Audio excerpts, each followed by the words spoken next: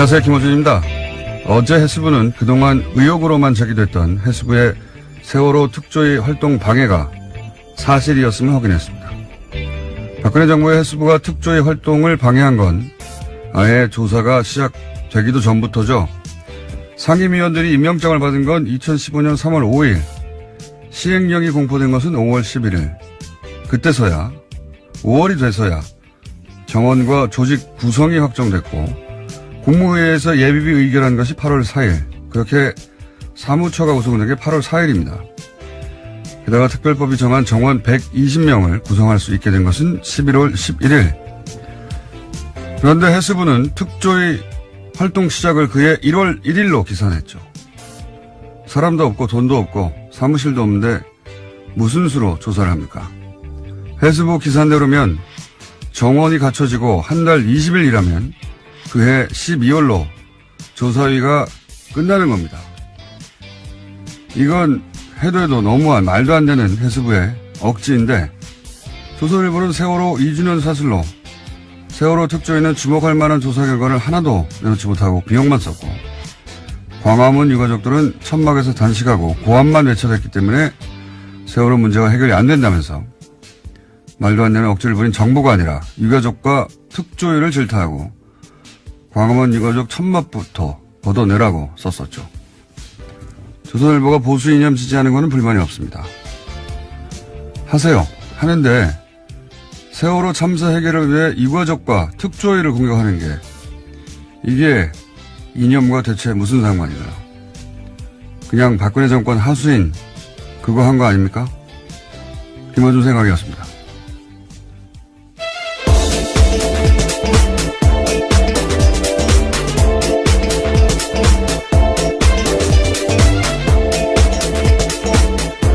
시사인의 김은지입니다. 네. 해수부가 방해한 게 이제 사실로 밝혀졌어요. 예. 네, 어제 해수부가 공식적으로 발표를 한 건데요. 감사관실 자체 조사다라고 합니다. 요사는 저희가 잠시 후에 당시 특조위 관계자 연결해서 자세한 내용 들어볼 텐데, 중요한 건 이게 해수부 자체 판단으로 할 수 있는 일이 아니라는 겁니다, 이게. 예, 당시 박근혜 정부 때 말씀하시는 거죠? 그렇죠. 여기 이제 어제 조사 결과로 나온 것도, 아예 문건을 만들어서, 예. 그렇죠. 대응 문건이 있었습니다. 문건 보면은 여당 추천 위원 전원이 사퇴 또는 뭐 성명 기자회견 이런 내용이 문건으로 있는데 이 문건이 나왔던 당시에는 해수부가 부인했죠. 자기들이 만든 거 아니라고. 근데 해수부가 어떻게 여당 추천 의원 전원 사퇴를 자기들 마음대로 결정합니까? 예. 그리고 이건 장관도 결정한 게 아니라고 봐요. 박근혜 정부 시절에 장관이 무슨 의미냐요?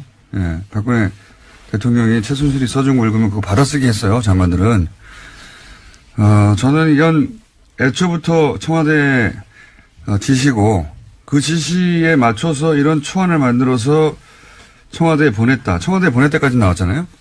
초안을. 이거는 청와대의 지시 사항이라고 저는 강력히 추정하는 바이고. 네, 지난 여름에 나왔던 캐비닛 문건에도 그러한 내용들이 있는데요. 비서실장 주재의 수석비서관 회의 정리 문건이 있었습니다. 여기 보면 세월호 특조위 무력화시켜라. 라는 지시가 있고요. 또 언론과 협조해서 일탈 행위 등을 부각시켜서 세월호 특조위 자체를 무력화라라는 주문이 있다라고 합니다. 그러니까 청와대 지시했고 청와대가 지시하니까 지금 특별법으로 만든 조사위인데 그냥 일개 부처가 아예 와해시키려고 한 거 아닙니까? 그리고 그 초안을 만들어서 청와대에 보냈고 청와대 지시 없이는 뭐 불가능한 일이었다고 보고 예. 그리고 실제로 그대로 진행이 됐죠. 예. 어떻게 진행되는지는 저희가 잠시 후 인터뷰를 하겠고 그리고 또 오늘 추가적으로 밝혀진 건 그렇게 방해의 핵심 역할을 했던 사람들이 지금 현재 고위 공무원들이 해외에 나가 있다는 거 아닙니까 지금? 네, 해외 나가거나 해외 나갈 걸 앞두고 있다라고 오늘 아침 경향신문이 보도했는데요. 세월호 선체 인양 과정의 현장 실무자였다라는 해수부 고위 공무원이 해외 근무를 위해서 면접을 앞두고 있다라고 합니다. 뿐만 아니라 다른 공무원 같은 경우에는 당시 참사 당시에 상황 보고 총괄 책임자였는데 이미 외국에 있다라고 합니다.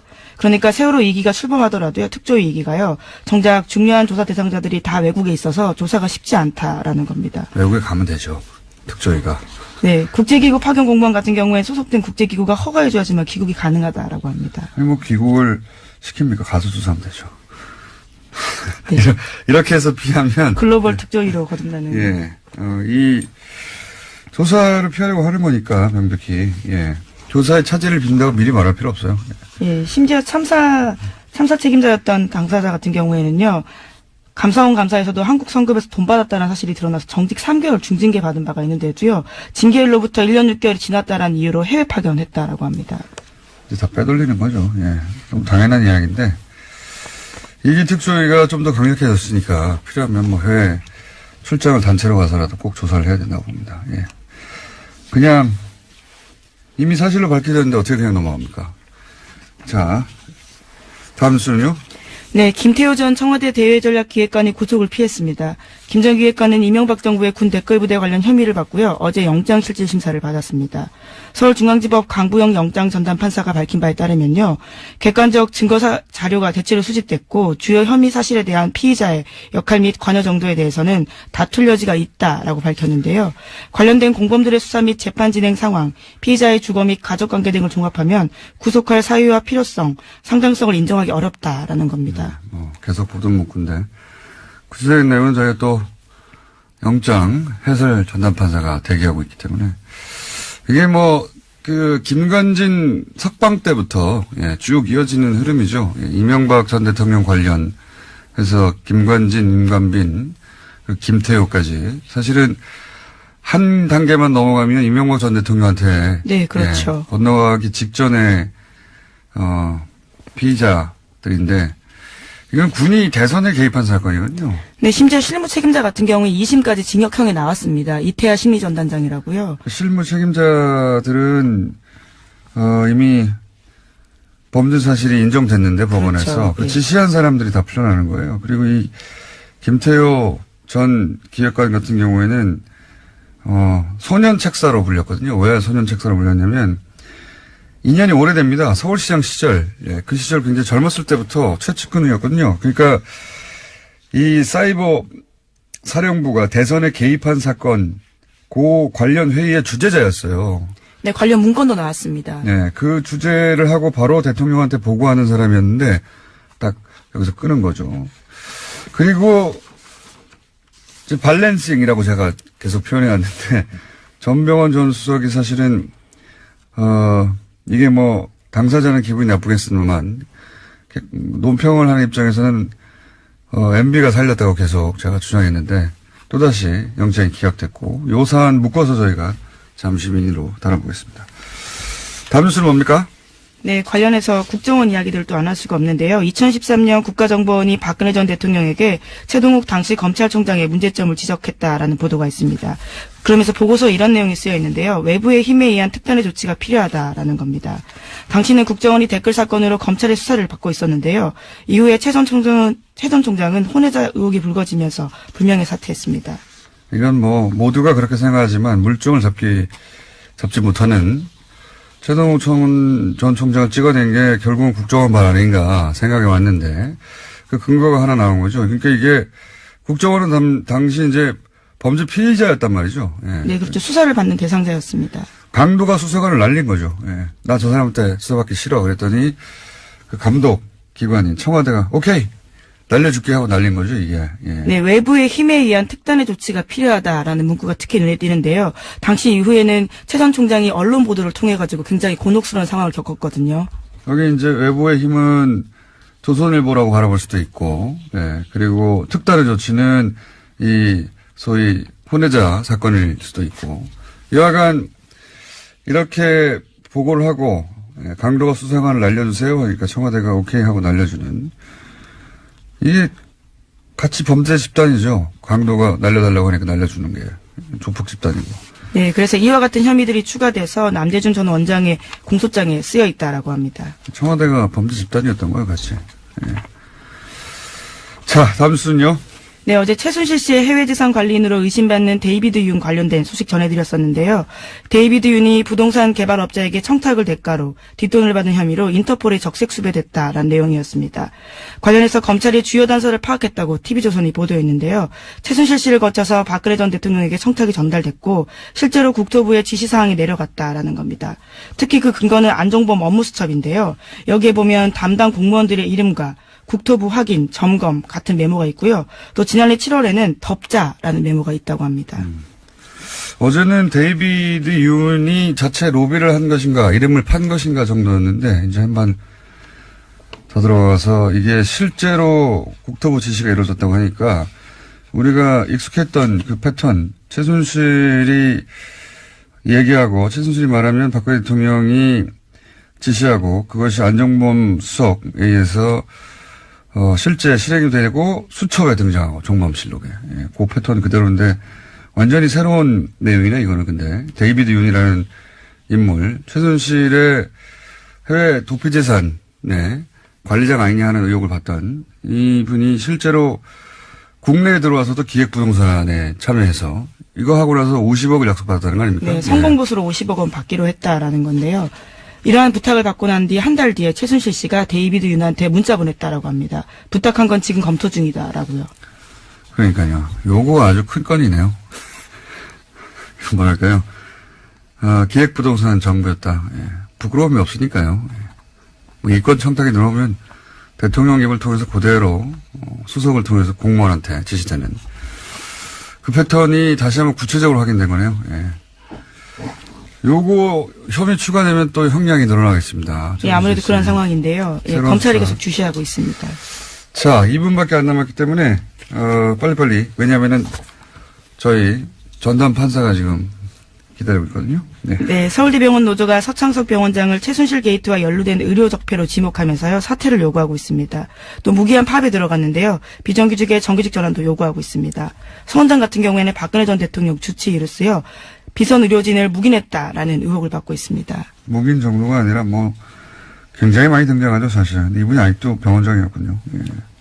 무기한 파업 뭐 서울대 병원 입장에서는 당연한 것 같고요. 자, 다음 뉴스는요. 네, 자유한국당 신임 원내대표로 뉴스공장 게스트인 김성태 의원이 선출됐습니다. 김성태 신임 원내대표는 표결에 참여한 자유한국당 의원 가운데 과반 이상의 표를 얻어서 55표인데요. 이번에 신임 원내대표가 됐습니다. 한 표 차이로 과반을 통과했어요. 아주 아슬아슬하게. 저희 고정 코너인 내부자들 어떻게 될까요? 예. 내일 결정되나요? 저도 모르겠습니다. 오늘 통화해 보려고요. 자, 다음은요. 네, 자유한국당은 어제 검찰이 최경환 의원을 상대로 체포동의 요구서가 접수되자 표결에 참여하지 않겠다라는 방침을 정했습니다. 장제원 수석 대변인이 밝힌 바인데요. 자유한국당 의원들은 체포동의안 투표에 참여하지 않는 것이 정당하다면서 그런 선례를 만들었으면 좋겠다는 차원에서 안 한다라고 밝혔습니다. 친박이 아니라 친홍이었으면 지금 전면 투쟁 나섰겠죠. 예. 지난 며칠 전에 저희가 예상한 바입니다. 예. 가라 이거죠. 이것은 체포동의안이 통과되라는 겁니다. 예. 이 표결에 참여하는 정당, 정의당, 바른정당, 예. 그리고 여당, 국민의당도 예. 통과시킬 대상자니까요. 예. 예, 물론 이렇게 설명하고 있습니다. 의원 개인들이 적극적으로 설명하고 극복해 나가길 바란다는 마음이다. 라고요. 너 혼자 해보라는 말이죠. 예. 너 혼자 잘 해보고 가라 이런 얘기입니다. 다음 뉴스는요. 네, 국민의당과 바른정당, 부산시당이 내년 6월 지방선거 때 후보 단일화를 추진하기로 했습니다. 두 당의 부산시당은요, 그제 부산시 의회에서 기자회견을 열고 정책 선거연대 협의체 구성 공동 합의문을 발표했습니다. 그리고 내일 부산시 의회에서 안철수, 유승민 대표와 의원들이 세미나를 열기도 합니다. 첫 사례네요. 예, 선거연대 한다고 계속 얘기해봤는데, 근데 관련해서 리얼미터가 실시한 부산시장 적합도 여론조사 결과가 재밌습니다. 네. 1, 2, 3위는 이제 친여 성향의, 지금 현재 친여당 성향의 인물들이고, 쭉 보다 보니까 꼴찌에 국민의당 안철수 대표가 있어요. 이거 네, 하위권이라고 할 수 있는데요. 이게 꼴찌예요, 꼴찌. 생각해보면. 왜냐하면, 수치를 제가 말씀드릴 수는 없는데, 바른정당의 모 의원과, 예? 제가 자세한 수치를 말씀드릴 수 없어서 그냥 수치를 빼고 말씀드리면 0.1% 차이거든요, 지금. 부산 출신인데. 자, 어쨌든 처음으로 국민의당과 바른정당 후보 단일화 추진하기로 했다. 해서 관련 여론조사도 지금 언론에 등장하고 있다. 네. 오늘 여기까지 해야 될 것 같습니다. 시간이 부족하네요. 네, 그러시죠. 네, 하나 더 있는데요. 정부의 강정마을 구상권 소송 철회가 있었다라는 소식 짧게 전해드리겠습니다. 보수정당이 이제 전선을 형성하려고 할 뉴스겠네요. 네, 문재인 대통령 공약이기도 했습니다. 이게 당시에 주민들에게 아무런 동의도 받지 않고 추진했던 것이고 그래서 주민들이 나섰더니 전문 시위꾼들이 합류했다면서 네, 그런 식으로 보도했었죠. 주민들한테 동네 주민들은 34억 내놓으라는 거거든요. 이건 그냥 박근혜 정부 시절에 박근혜 정부가 하는 일에 시비 걸면은 끝장 본때를 보여주겠다. 패가 망신하게 만들겠다는 소송이었죠. 당연히 철회해야 되는 건데. 요걸 이제 그 전선으로 만들어 보려고 보수 매체는 나설 거라고 봅니다. 자, 여기까지 하겠습니다. 시사인의 김은지였습니다. 감사합니다. 바로 이어서군요. 예. 법무부인 동안의 사무장, 뉴스공장의 영장 전문 해설 전재판사. 이정열 전 부산판사 연결됐습니다. 안녕하십니까? 네, 안녕하십니까? 네. 뭐 예상하셨겠지만, 네. 자, 그동안 도모 반복을 쭉 해왔기 때문에 흐름의 관점에서 한번 짚어주십시오. 그러니까 뭐 흐름에서 공장장님 말씀하신 대로 충분히 예상이 됐었는데요. 네. 그 검찰이 보고 있는 그 구조가 영장 청구서들을 쭉 보면 그런 것 같더라고요. 지금 이제 이 군이 그 정치에 관여를 하는데 댓글을 통해서 그 지시한 총책임자는 이명박 전 대통령. 그다음에 이제 군이 관여를 하니까 실행을 담당하는 쪽이 군인데 그 군 쪽에서 실행 부분의 총책임자는 김관진 전 국방장관. 그런데 지금 이제 오늘 그 영장 청구 기각된 김태효 전 전략기획비서관은 이 청와대하고, 그러니까 이명박 전 대통령과 김관진 전 장관을 연결하는 고리죠. 그렇죠. 그런데 총책임자가 지금 적부심에서 나왔어요. 예. 그러면 연결고리 정도밖에 안 되는 사람을 구속하는 건 형평이 안 맞잖아요. 그러니까 그 김관진 전 장관이 석방될 때 이분도 뭐 당연히 안 들어가지 않겠느냐라는 그런 생각이 들었고, 그래서 이건 결국은 근원을 따져보면 김관진 전 장관 석방을 시켜놓은 그 무리수가 이게 유발하는 악영향이 아니냐. 그렇게 저는 생각이 드네요. 저희가 보기엔 무리수 거기서 보면 승부수였던 것 같아요. 그렇죠. 승부였죠. 네. 이렇게 뭐 말들이 많고 논란이 있고 뭐 비난 여론이 있더라도 이렇게 한번 석방해 놓으면 나머지가 편하다. 쭉쭉쭉 그렇죠. 다 연결해서 기각해 버리면 되니까 그 관점에서 기각이 된 것으로 보이고요. 왜냐하면 지금까지 쭉 지적해 왔던 이렇게 기각한다는 게 말이 되느냐 하는 부분들이 다 들어가 있거든요. 그렇습니다. 뭐 친구가 다 모였다. 이거 말이 되냐? 친구가 다 모였다고 푸는 게부터 시작해서 저희가 쭉 다뤄봤던 뭐 거주가 뭐 어쩌고 하는 것도 이재용 부회장은 뭐 거주가 없습니까? 하여튼 그런 사유들이 총 다 들어갔지만 전체 흐름에서 보자면 김관진 석방 이래로 예상되었던 그러면 그 전병헌 전 정무수석 같은 경우도 도장에 찍혔다가 화이트로 지운 흔적이 나올 만큼 애초에는 구속하려고 했던 것 같은데 이 김관진 석방 이후로 형평에 안 맞는 거 아니냐라는 이야기가 나오니까 밸런싱 차원에서 기각된 거 아니냐 이렇게 저희가 얘기해 왔는데 이번에도 같은 날 또 기각됐어요. 요거까지 묶어서 설명하면 어떻습니까? 화이트 부분은 사실 그거는 약간 좀 전 생각이 다른데 저도 영장 할 때 그런 일이 좀 있었거든요. 왕왕 있는 실수예요. 근데 저는 그 차원에서 볼 수도 있는데. 그건 너무 중요한 사람이었고 모두의 관심 대상이었기 때문에. 그분이 누군지 몰라서 실수했다는 건 좀 말이 안 된다고 보는데. 그러니까 사실 이게 우리 일반인들이 보기에는 그런 인사가 인물이고 중요 사건인 건 맞는데 판사 입장에서 보면은 모든 사건이 다 중요하거든요. 그러니까 그거는 뭐 사실 논점이 아니니까 거기서 나중에 뭐 기회 있으면 따로 말씀드리고 하고. 그건 뭐 그 판사 당사자밖에 모르겠죠, 진실은. 일단 전병헌 선수 같은 경우에 이분이 구속이 되는 게 맞냐 틀리냐는 저는 잘 모르겠어요. 이거 네. 한번 잘 모르겠는데 그 흐름의 관점에서 흐름의 영장 관점에서. 기각 사유가 되게 딱 보니까 이게 지금 김관진 전 장관 석방 때문에 문제가 생겼구나 싶은 게 예. 기각 사유를 보면은 아까 공장장님 말씀하신 대로 모든 사유가 총 집대성되어 있습니다. 여기에 보면. 여기도 마찬가지군요. 예. 예, 그러니까 오히려 김태효 전 비서관보다 더 자세해요. 더 자세한데 그러다 보니까 앞뒤가 안 맞는 부분들이 생겨버렸어요. 한두 가지만 짚어주십시오. 예, 무슨 말씀이냐면은 여기 지금 전병헌 전 수석 기각사유에 보면은 가장 중요하게 얘기하고 있는 게 이제 뇌물 부분이 범행이 의심이 된다. 의심이 예. 되는데 이제 이미 드러난 보좌관 행위에 대한 피의자의 인식 정도나 범행 관여 등 뭐 이렇게 죄책에 대해서 다툴 여지가 있어 보인다. 이게 가장 큰 부분이거든요. 예. 근데 범행이 의심된다 하면은 이게 영장 발부 사유에서 범죄 사실이 그럼 소명이 됐느냐 안 됐느냐 이런 게 가장 큰 부분인데 의심이 되면 이건 소명이 됐다는 얘기거든요. 예, 예. 예, 그 형사소법 조문에도 그렇게 나와 있어요. 증명까지는 필요 없고 그냥 상당한 의심이 들면 된다라는 정도를 요구하고 있거든요. 법에서. 그러니까 이거는 됐다는 거죠, 이 부분은. 예. 근데 뒤에 보면 다툴 여지가 있다 이렇게 돼 있는데 그 다툴 여지가 어느 부분이냐. 네. 이게 뭐 알리바이 같은 그 피의자 쪽에서 증명해야 되는 부분이 아니라 인식 정도 이렇게 나와 있는데 인식 정도 이거는 고의에 관한 문제라 범죄가 성립되냐 안 되냐의 문제거든요. 예.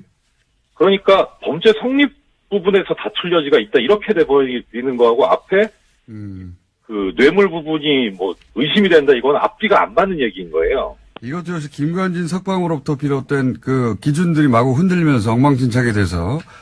그래서 그걸 끌어다 쓰려다 보니까 김관진 전 장관 석방 때 보면은 그 사유가 또 그때는 그렇게 돼 있었습니다. 뭐 위법한 지시라든가 이런 그 공모 여부에 대한 관여 정도 뭐 어쩌 이런 식으로 돼 있어가지고 그 부분을 옮겨다 쓰다 보니 이게 지금 같이 가려고 하다가 앞뒤가 안 맞게 꼬여버린 그런 게 여실히 드러나 버렸어요. 그렇군요. 예. 자, 저희가 거의 비슷한 얘기를 몇 달째 하고 있습니다. 몇 달째 하고 있는데. 자꾸 나오는 거 안 좋은 거 아닙니까? 저 청취자님도 뵈서 좋긴 한데. 이게 그러니까 이제 그 이전에는 그 우병우 관련해서 기각들이 많았고, 그렇죠? 네. 네. 이번에는 이제 김관진 전 국방장관을 무리하게 석방시키면서 그 꼬여버린 어떤 영장 발부의 기준들 때문에, 예. 네. 영장 발부나 기각 사유를 쓸 때마다 특히 이 관련자들은 네. 이렇게 우리 해설 판사님의 눈에 띄어서 예. 매번 깨지고 있습니다. 예, 김관진 전 장관 그 석방 결정이 지금 상황에서는 거의 바이블이 돼 있는 거 아닌가 싶어요. 알겠습니다. 오늘 여기까지 하겠습니다. 네, 고맙습니다. 네, 지금까지 법무부인 동안의 사무장 이정렬 전 부장판사였습니다. 박근혜 정부 시절 해수부가 세월호 특조위 활동을 방해했다는 의혹 사실로 밝혀졌습니다. 세월호 특조위 박종훈 전 상임위원 전화로 연결해 보겠습니다. 안녕하세요. 예, 안녕하세요. 박정훈 변호사입니다. 네, 변호사님 이제 이게 굉장히 여러 차례 제기했던 의혹들이 이제 사실로 밝혀졌는데요. 네네. 근데 문건 얘기를 좀 해보자면 네. 그 박근혜 소위 7시간 조사를 막으려고 당시 문건을 보면 여당 추천 전원 사퇴 뭐 성명 발표 특조위 비판하는 또는 뭐 네네. 이런 문건의 내용들이 있습니다. 이게 실제 현장에서 실행이 됐습니까? 네, 맞습니다. 그러니까 그 문건에 대해서 그 당시에는 해수부가 이제 부인하려고 했지만 네. 그 문건에 나와 있는 내용대로 실행하려고 했다. 물론 이제 그 당시에 여당 추천 상임위원은 결국 사퇴를 안 했지만 네. 나머지 사람들은 거기에 나와 있는 대로 다 실행을 했던 거죠.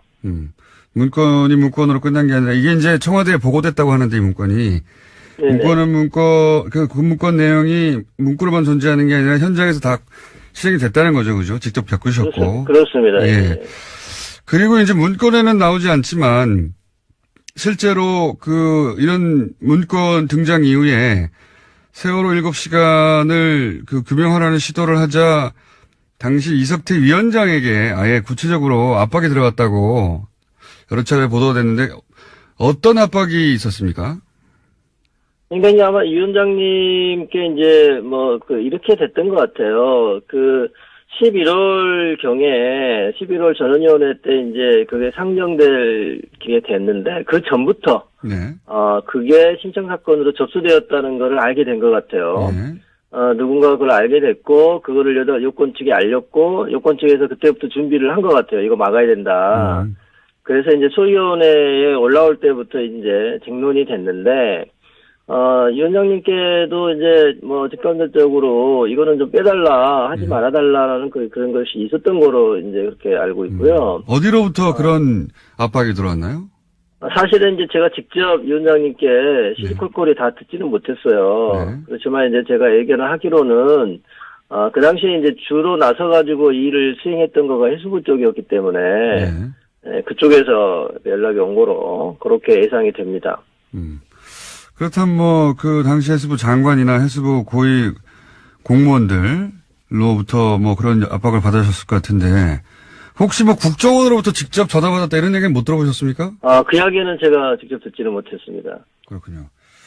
여간 당시 이제 위원장에게는 전화를 해서 그런 식의 압박이 있었다는 걸로 알고 계시고, 그리고, 문건에, 해수부 문건에 나온 대로, 사퇴를 하거나 또는 해수부와 여당 추천 의원 면담, 이런 이야기도 있는데 이건 뭡니까? 문구에는 그렇게 나와 있는데. 네, 그러니까 제가 알기로는 여당 추천 위원들과 요건 측의 만남이 따로 있었던 것 같아요. 따로. 아하. 예, 제가 이제 언젠가 같이 이렇게 어디를 갔다 오는데 전화 통화하는 거를 옆에서 듣게 됐는데, 네. 여당 추천 위원들과 요건이라고 할 때는 이제 정치권 플러스 이제 공무원들 아니겠습니까? 네네. 따로 이제 대책회의들을 이따금 했던 거로 제가 알고 있고요. 그 가운데에서 특히 이 사건은 이제 신청 사건이 접수된 이후에 그것들을 이제 누군가가 요건에 알리게 되고 그러면서 이제 대책회의가 이루어지고 그것이 소위원회에서 그거를 통과시키지 않으려고 하는 쟁론들이 있었던 거로 그렇게 그러니까 특조위하고는 별도로 여당 추천위원들이 해수부하고 별도 대책회의를 했다는 이야기군요. 말하자면. 그게 충분히 이제 예측 가능한 게 제가 이제 옆에서 전화 통화를 들었을 때도 물론 이제 전화하신 분은 그런 거를 생각을 못했을지 모르지만 이제 제가 추론을 하기로는 따로 이제 여당이 추천했던 위원들끼리 따로 만나가지고 무슨 이야기를 하는 거로 그렇게 들었습니다. 그 7시간 의혹이 이제 진상규명 소위 안건으로 올리자 여당 추천위원들이 실제로 중도 퇴장을 하긴 했죠. 그 당시에는 이제 아마 여당 추천위원들이 그 내용을 듣고 제목 자체를 보다는 이게 청와대의 대응에 관한 거거든요. 참사 당일에 청와대 대응에 관한 거였는데 그거에 대해서 이제 신청하신 분이 상당히 길게 이게 신청서가 돼 있어요. 어떤 내용들이 이제 보도됐었고 했었는데 그게 맞냐부터 시작해서 쭉 돼 있었는데 그거에 대해서 이른바 대통령에 대한 청와대에 대한 조사는 좀 아예 빼려고 그렇게 생각을 했던 것 같아요. 그러다 보니까 이제 소위원회에서 다툼이 있었던 거죠. 소위원회 당시에도 이제 그때 불참한 사람도 있었고, 그거에 대해서 정확하게 반대 의견을 제시하고, 이건 안 된다고 했던 사람도 있고요, 예. 그리고 왜냐면 제가 궁금한 건 문구대로 진행이 됐나 싶어서 그러는 건데, 중도 퇴장도 있긴 있었습니까?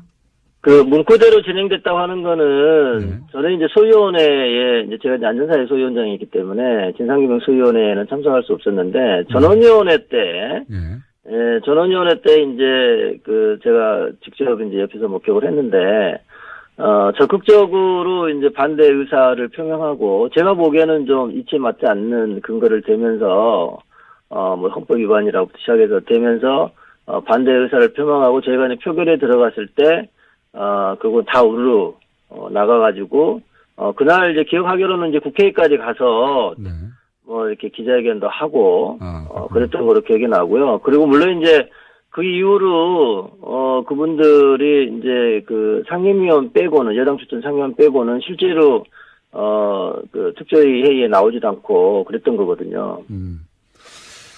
거의 문구대로 이루어진 셈이네요. 중간에 사퇴하고 기자회견을 그때 5명인가 했었죠, 아마. 예. 네네, 그렇게 기억합니다. 예. 문건대로 기자회견도 이루어졌고, 그리고 실제 별도로 해수부하고 여당 쪽 추천위원들하고 대책회의를 하는 일도 있었던 그런 정황을 이제 예상이 되고요. 예. 그러니까 이제 그 이루어지지 않은 거는 여당 추천 상임위원이 함께 사퇴하지 않은 거.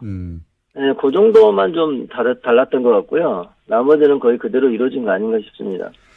알겠습니다. 그리고 한 가지만 더 짚자면 사실 해수부가 지금 이제 7시간 의혹 관련해서 그 시점부터 이렇게 대규모 집단 행동, 여당 추천위원들 방해, 중도 퇴장이라든가 기자회견이라든가 이런 일들이 있었는데 사실상 이 특조위가 사무실을 구하고 꾸려진 건 8월 아닙니까? 그죠? 예, 8월 달이 이제 중요한 이유가 그 전에는 공식적으로는 상임위원들밖에 없었다는 거거든요. 그러니까요. 그래서 나머지 이제 민간의 전문위원 몇 사람들이 이제 좀 도와주고 있었던 건데, 이른바 이제 하부 조직이 없었던 상황이었어요. 그러다가, 8월 4일 날이 중요한 거가, 이제 계속적으로 예산도 광고도 없었던 상황이었는데, 그때, 직전에 저희가 이제 공무원을 채용을 했거든요. 결정직 공무원을. 채용하는 상황이 되니까 공무원들한테 월급은 줘야 되잖아요. 그러니까요. 예, 그러니까 이제, 그 당시에 국무회의에서 예산을 통과시킨 거거든요. 저희가 신청했던 것을 대폭 감액해가지고, 그때가 8월 4일이기 때문에, 저희 생각에는 이제 공무원도 이제 채용해서 7월 말부터 출근하기 시작을 했고, 물론 실제 조사를 해야 되는데. 네, 그래서 이제 조사하려고 하는 바로 그 상황이었기 때문에, 공무원이라도 일부 채용이 되고, 그리고 예산이 국무회의를 통과했던 날인 8월 4일로부터 이제는 인정물적 자원이 조금은 구비된 거 아니냐.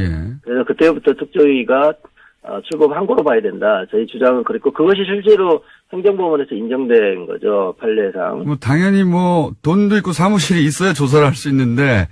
이게 특별조사위원회 아닙니까? 그러니까요. 그냥 심의하는 사람들이 아니거든요. 상임위원들이 앉아가지고. 조사를 해야 되기 때문에 당연히 저희는 그 이후에 출범한 거로 그렇게 볼 수밖에 없습니다. 그리고 실제 120명을 이제 정원으로 하고 있는데 그게 또 다 꾸려진 건 11월 거의 중순 다 돼서라고 알고 있는데 120명이요 다 꾸려진 적이 없어요. 특조위 마칠 때까지. 그렇습니까? 그게 왜 그러냐면 이제 파견 공무원도 제대로 정해진 대로 오지를 않았고 저게 이제 특별조사위원회가 상황이 상당히 안 좋았지 않습니까? 그 당시 여당 쪽에서 여권 쪽에서 계속 반대를 했기 때문에 그러니 이제 이 기간이 얼마가 될지 알 수가 없는 거예요.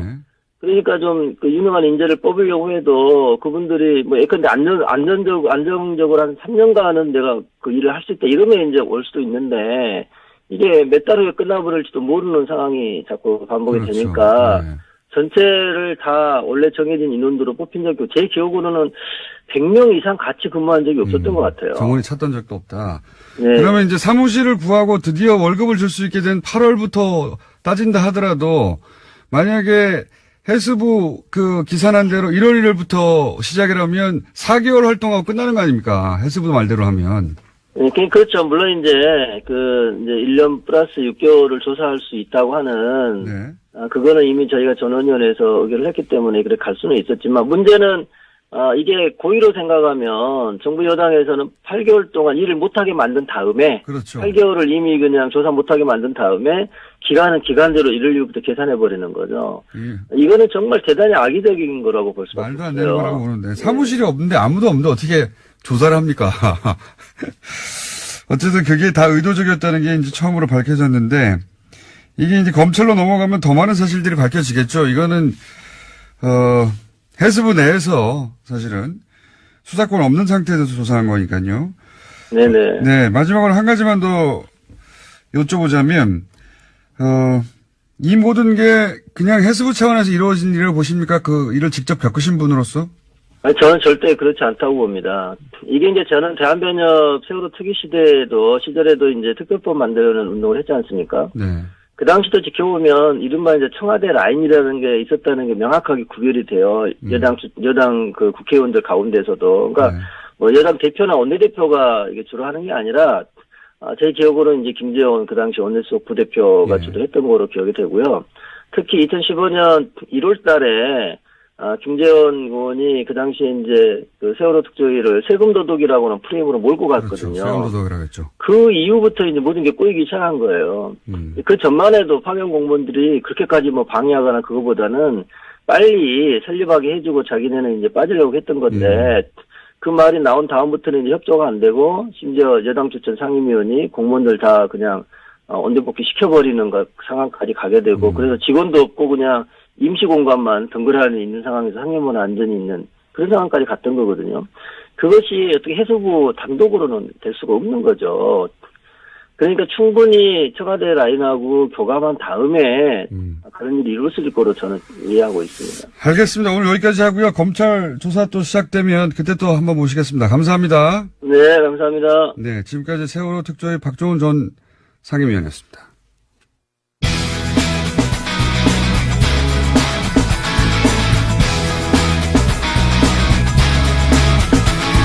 자, 최근 들어서 최장 시간을 확보한 양지열 변호사. 보통 두 자릿수가 안 나오는데 오늘 10분 가까이 나오니. 네, 법대로 합시다. 큰일 났네. 법대로 합시다를 맡고 있는 양지열 변호사입니다. 네, 3분 이내로 끝내야 되는데. 그러게 말입니다. 2개 정도 해야 되겠네요. 주제 2개 들고 왔어요, 그래서. 할 말씀 없으실까봐. 자, 네. 우선 장시호 씨. 네. 예. 항소를 했는데 검찰은 항소를 안 했어요.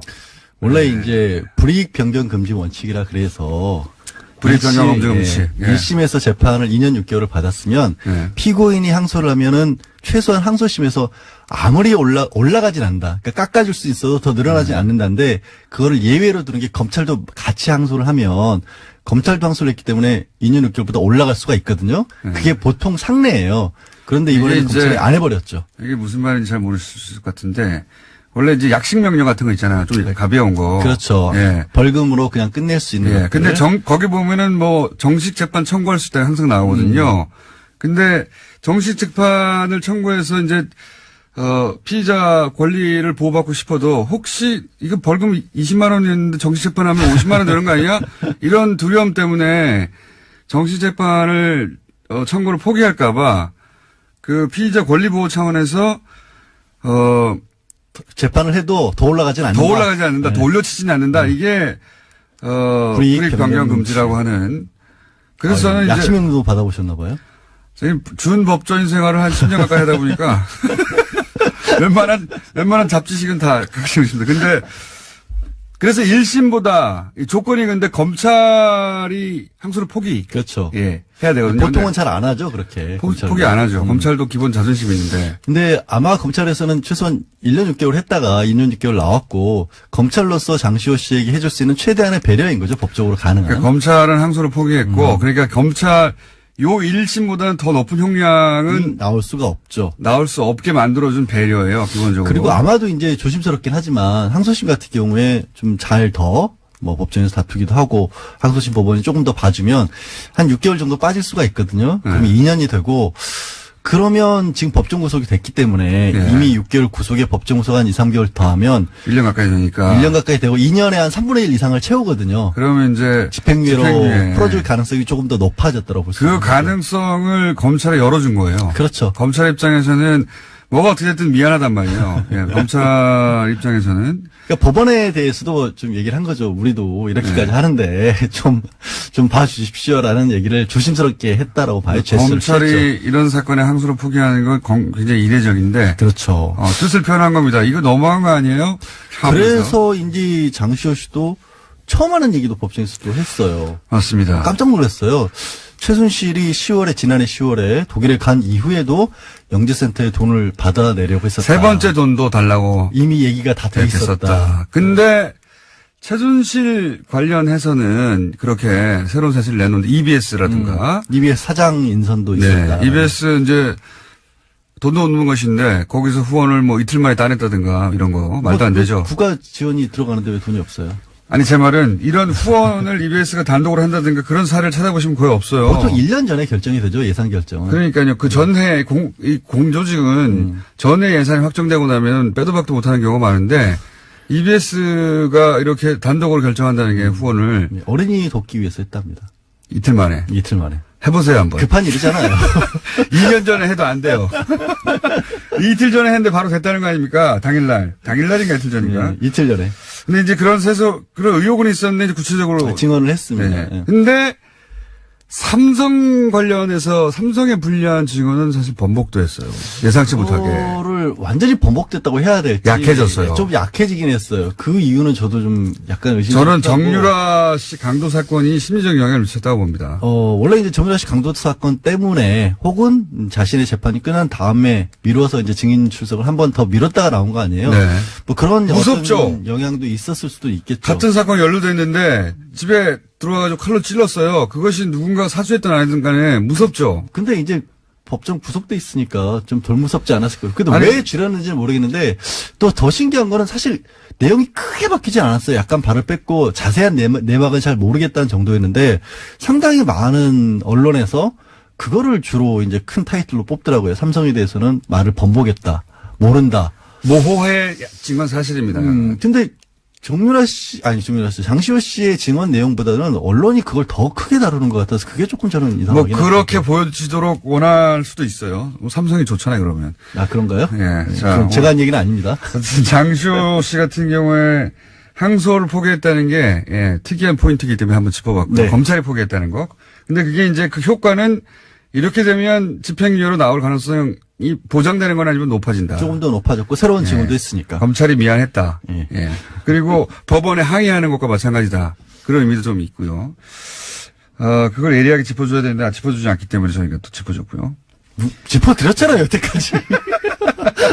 전 무한검지가 오늘 여태까지 그러면. 비트코인 하나 하기로 시간 3분밖에 안 남았네. 벌써 3분이면 우리 충분하잖아요, 원래. 그렇죠. 두 개 더 할 수 있어요. 비트코인이 법적인 관점에서. 법적인 관점에서 이게 문제가 비트코인이라고 하는 게 원래 이제 실물의 화폐를 대체하는 거니까 네. 사실은 화폐나 금이 아닌 거잖아요. 네. 그러니까 정보만 가지고 사람들이 경제활동할 수 있게끔 도와주는 대체제인데 네. 그러다 보니까 이상하게 우리나라에서 너무 많이 몰린 거예요. 이게 전 세계에서 거의 비트코인 20% 가까이 된다고 하는데 그러니까 GDP는 1.9%거든요. 그러니까 GDP 대비 혹은 뭐 경제 수준 대비 전 세계에서 가장 1위예요, 1위. 예, 가장 그 거래량이 많고 그만큼 투기가 됐다는 얘기죠. 그래서 뭐 그라운드 제로다. 정말 네. 만약에 핵폭발이 일어난다면 한국에서 일어날 수밖에 없다라는 분석까지 나오고 있는 비트코인 상황인데 관련해서 문제는 정부가 지금 이게 그래서 규제를 강력하게 하겠다는 거 처음에는 아닙니까? 금융위원회에서 했었어요. 예. 이걸. 그래서 금융위에서 한다는 얘기는 뭐냐면 어쨌든 새로운 금융상품 내지는 경제와 관련된 활동을 핀테크라고 하죠. 봐서 핀테크. 이거를 지원하는 거 모르는 용어나 답을 안 하는 거니까 핀테크. 파이낸스와 테크놀로지, 금융과 기술이 합쳐진 거죠. 새로운 거. 저기 IT는 제가 일을 했었던 사람입니다. 휴대폰 결제 뭐 테헤란로에서 제가 신용카드, 벤처 창업하려고 했던 사람이에요. 핀테크 못했잖아요. 핀테크. 그러니까 하여튼 금융의 관점에 접근하다가 접근을 하다가 예. 이게 투기가 너무 많이 일어나고 실제로 1,000억 원대 이미 다단계 사기까지도 적발이 됐거든요. 예. 그래서 이거를 주로 법무부 이관상으로 옮겨버렸어요. 그 법무부에서는 아무래도 이런 부분을 규제의 일변도로 갈 가능성이 높거든요. 그래서 이거를 걱정하는 분들이 많은 게 사실은 저도 얘기를 하고 뭐 비트코인이 뭔지 대략적으로는 알지만 그런 세대가 아니잖아요. 네. 이제 이런 세상이 완전히 바뀌는 세상에 대비한 어떤 경제 그 하나의 흐름인데 이거를 과거의 기존의 틀에서 뭐 제어하는 것이 맞느냐라는 반론들이 굉장히 거색이 있고 저는 지금은 규제가 맞다고 보고요. 근데 어쩔 수 없는 것 같아요. 지금 왜냐하면 투자자에 대한 보호 장치가 없어요. 지금. 이게 투자가 아니니까 지금 예. 유사수신업으로만 겨우 50만 원이가 내고 나면 아무나 거래소 열 수가 있는 상황이기 때문에 초등학생들도 이게 편의점 가는 돈으로 한다고 하거든요. 투자를. 근데 이제 이거를 이제 비트코인이 뭔지 머리 잘 안 들어오실 것 같은데 이거는 일종의 플랫폼입니다. 이렇게 말하면은 이해할 수, 좀 더 쉽게 설명하면. 그러니까 정보예요. 금 같은 게 없고, 예를 들어서 김어준 공장장이 50개가 있다라면 정보만 있는 거지, 실제 뭐가 현물이 오가는 게 아니거든요. 그 신문에 다 나온 얘기고요. 이거 똑같은 얘기하고 있잖아요. 개념을 잡으려면 뭐냐면, 은행을 끼고 우리가 거래를 하잖아요. 그렇죠. 네. 플랫폼이라는 얘기는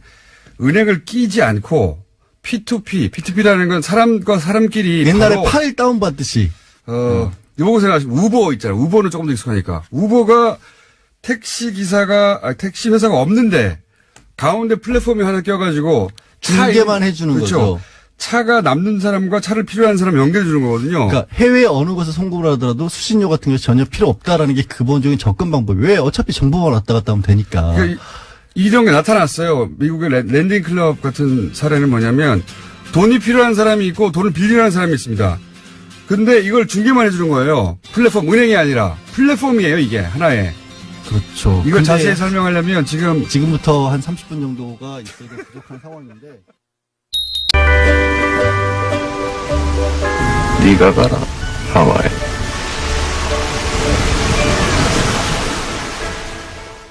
김어준의 뉴스공장.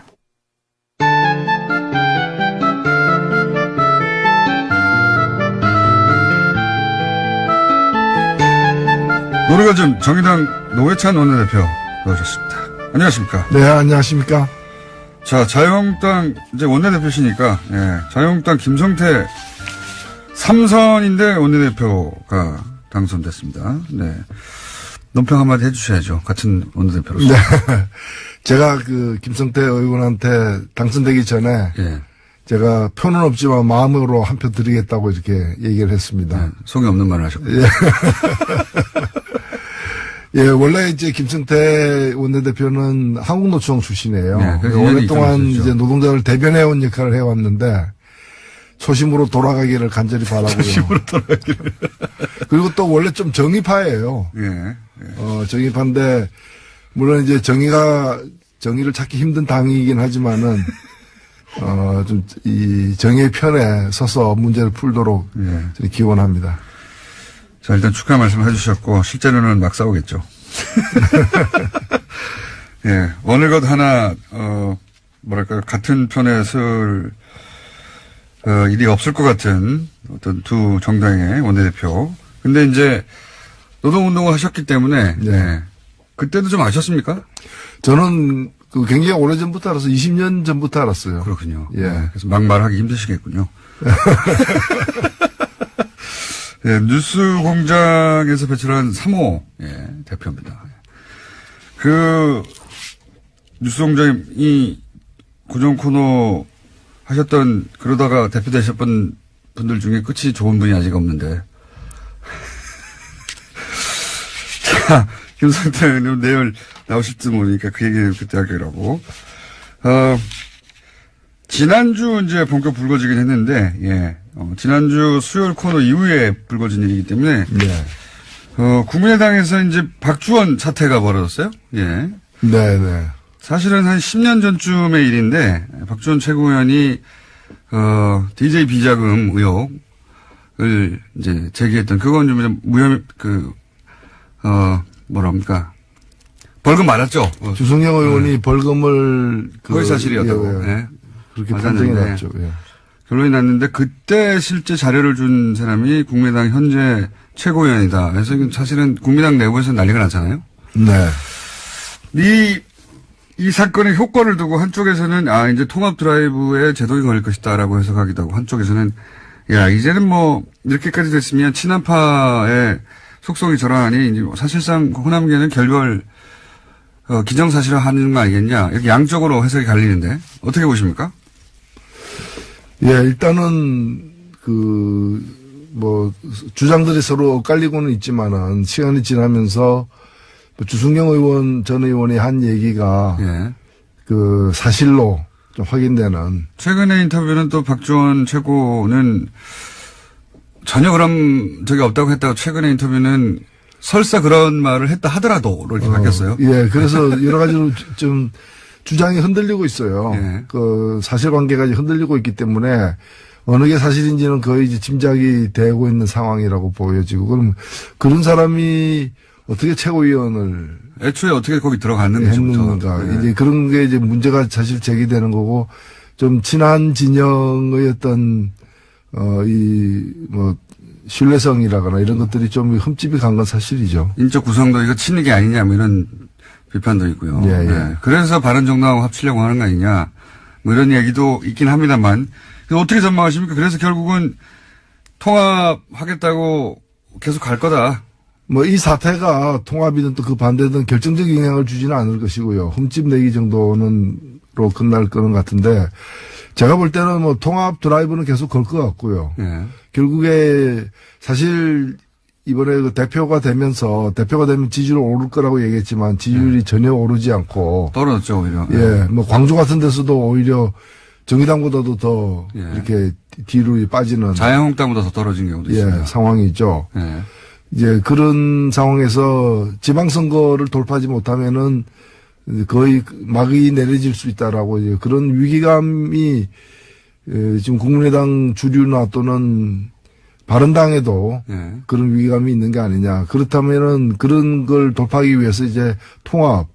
근데 통합이 여러 가지로 이제 그 통합을 하기 위해서 이뤄야 될 것들이 이제 많기 때문에 한 선거연대 정도까지는 갈 수 있지 않겠는가. 그리고 선거연대를 가게 되면은 서울이나 경기 또는 몇 개 지역에서 나름대로 이렇게 호각세를 갖다가 만들어낼 수도 있다고 보입니다. 통합까지는 안 갈 거라고 보십니까? 그러니까 지방선거 전에? 통합 갈 수도 있죠. 근데 통합을 간다는 얘기는 뭔가면은 이제 선거를 앞두고 그 들어올 만큼 나가는 쪽이 꽤 있을 수도 있다라고 보여지는 거죠. 지금 39석인데 예. 39석인데 13석이 이제 비례대표고 26석이 지역구 의원인데 국민의당 같은 경우에 26석 중에서 호남이 23석이거든요. 네. 나머지가 3석밖에 안 돼요. 예. 서울, 경기 이렇게 해가지고 3석밖에 안 되기 때문에 그러면 이 23석의 다는 아니겠지만 상당 부분이 나갈 수 있죠. 예. 나갈 수 있는데 그렇게 되면 굉장히 얻는 것이 더 클지 잃는 것이 더 클지가 좀 애매한 상황이 되기 때문에. 근데 오히려 그렇게 이렇게 떨어져 나가도 상관없다고 하는 쪽인 것 같아요. 이제 통합 드라이브 쪽은. 네, 통합하면 호남에서도 지지율이 오른다라고 주장하는데 그거는 온전한 통합일 경우에 그런 것이고 그렇게 나뉘어지게 되면 얘기가 좀 달라지는 것이죠. 그런데 이제 중장기적으로 볼 때는 그게 낫다고 판단한 것 같습니다. 통합을 주장하는. 지금 그걸 포기하더라도 네.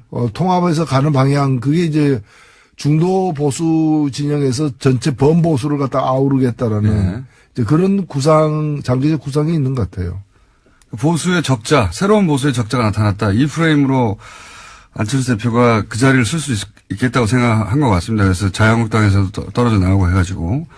그런 구상이 없다면 그냥 단순히 지방선거만을 위해서 이렇게 하는 건 말이 안 되니까요. 그렇죠. 지방선거는 그 시작일 따름인 거죠. 그래서 통합 드라이브는 계속 갈 것 같고, 과연 합의 이혼을 하느냐 안 하느냐, 예. 그건 저희가 박지원, 가장 속사정을 박지원 대표에게 묻기로 하고요. 문재인 케어에 대해서 또 대한의사협회에서 집회를 가졌습니다. 이건 정의당 입장하고는 또 정반대죠. 예.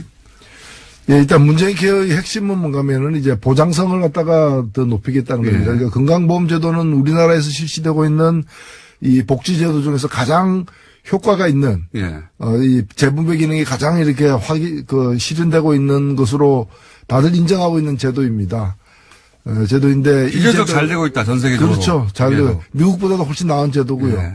미국의 그 오바마 케어라고 있지 않습니까? 그걸 성사시키고 난 다음에 미셸 오바마 부인이 그 방송에 나와가지고 자기 남편 자랑을 한창 하다가 그래도 우리는 한국한테 멀었다 하면서 한국 제도에서 판타스틱 환상적이다 이렇게까지 얘기했던 부분인데 그러나 보장성이 한 63% 정도밖에 안 돼요. 이것도 유럽에 비하면 또 한참 처집니다. 그렇죠. 그래서 이걸 갖다가 장기적으로 한 80% 이번에 한 70%까지는 올리겠다라는 게 문재인 케어의 핵심인데 이것은 사실 의사들도 반대할 일은 아니에요. 다만 지금 의사들 입장에서는 뭔가면은 이 보장이 되고 있는 그 의료 수가가 자기들이 이제 너무 낮게 매겨져 있다는 불만이 있기 때문에 수입이 준다는 거죠 한마디로. 그래서 수입을 갖다가 비급여 의료보험이 적용되지 않는 종목에서 수입을 많이 올렸어요. 근데 이거는 굉장히 부당한 거예요. 올리면서 이게 또 보면 수가가 비급여 수가가 또 다 달라요. 그리고 이걸 공개를 안 하고 있어요. 맞습니다. 이거 공개 안 하는 바람에 실손보험료를 갖다 또 많은 분들이 많이 내고 있는 거거든요. 그래서 여러 가지 문제가 많기 때문에 비급여가 줄어드는 것은 정당한 일이에요. 정당한 일인데 비급여 줄어들면 이른바 이 잡수입이 줄어든다는 식으로 그래서 그러려면은 급여 항목에서 적정 수가를 보장해 줘야 달라. 그 얘기고 그 얘기는 나름대로는 그 할 수 있는 요구라고 저는 생각이 됩니다. 생존권 차원에서 주장할 수 있죠. 그래서 어찌 보면은 문재인 케어가 실시되면서 의사들의 반발은 예상된 것이고 의사들하고 이제 그 보건당국이 그러면 적정 수가가 어딘가, 그 수가 재조정에 들어가야 되는 상황이고 들어가기에 앞서서 한번 이제 요구를 강력하게 휴일날 광화문에 모여서 한번 펼친 거죠. 이게 비싼 검사나 이런 것도 싸게 해주겠다. 정부의 얘기는 이거고요. 그러다 보면 의사들은 우리 수업이 줄어든다 이거예요. 복잡할 게 없습니다 사실은.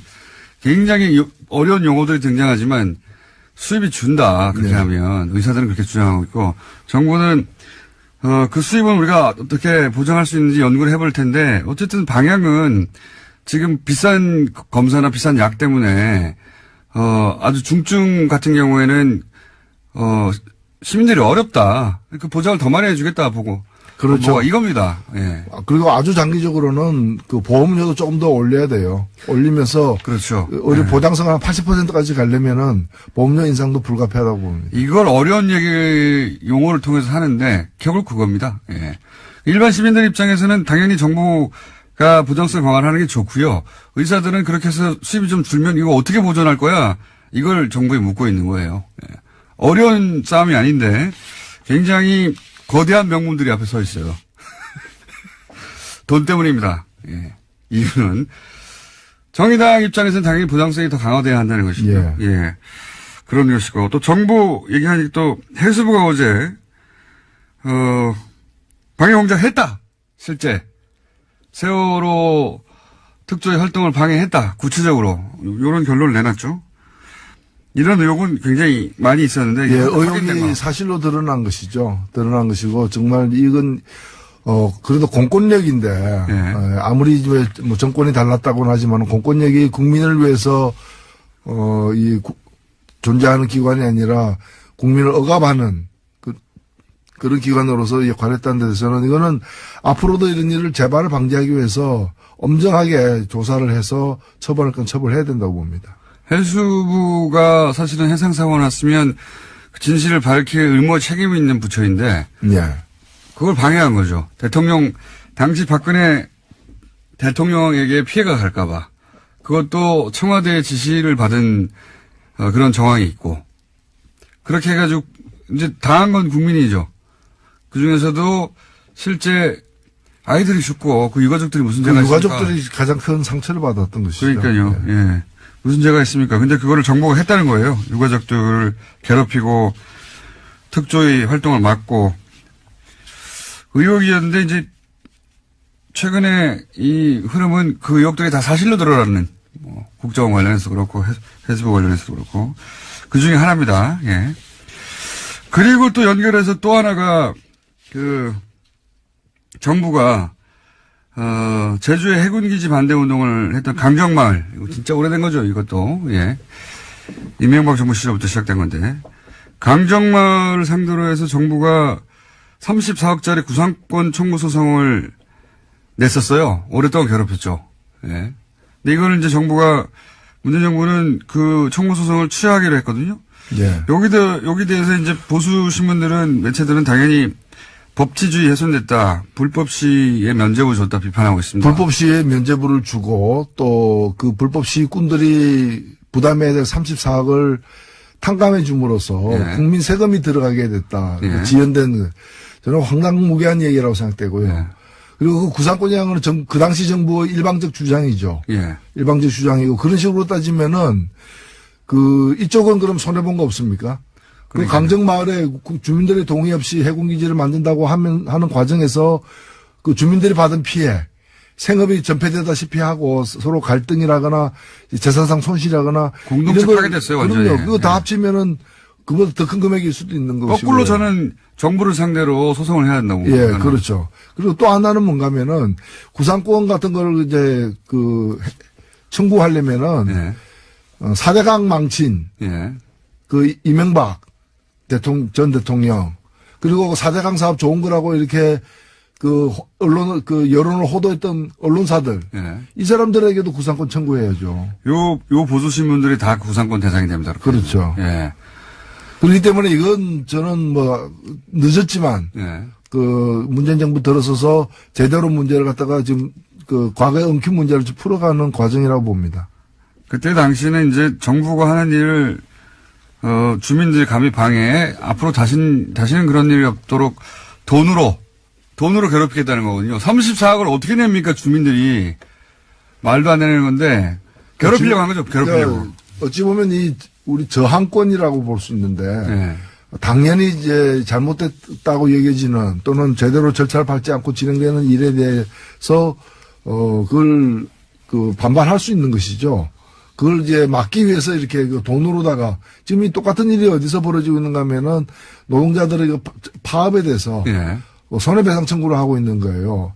이것도 이명박 정부 때부터 이렇게 시작된 맞습니다. 일이고 예. 유엔 인권위원회에서 그거 그만하라고 하지 말라고 이렇게 계속해서 이제 지적받고 있는 일이거든요.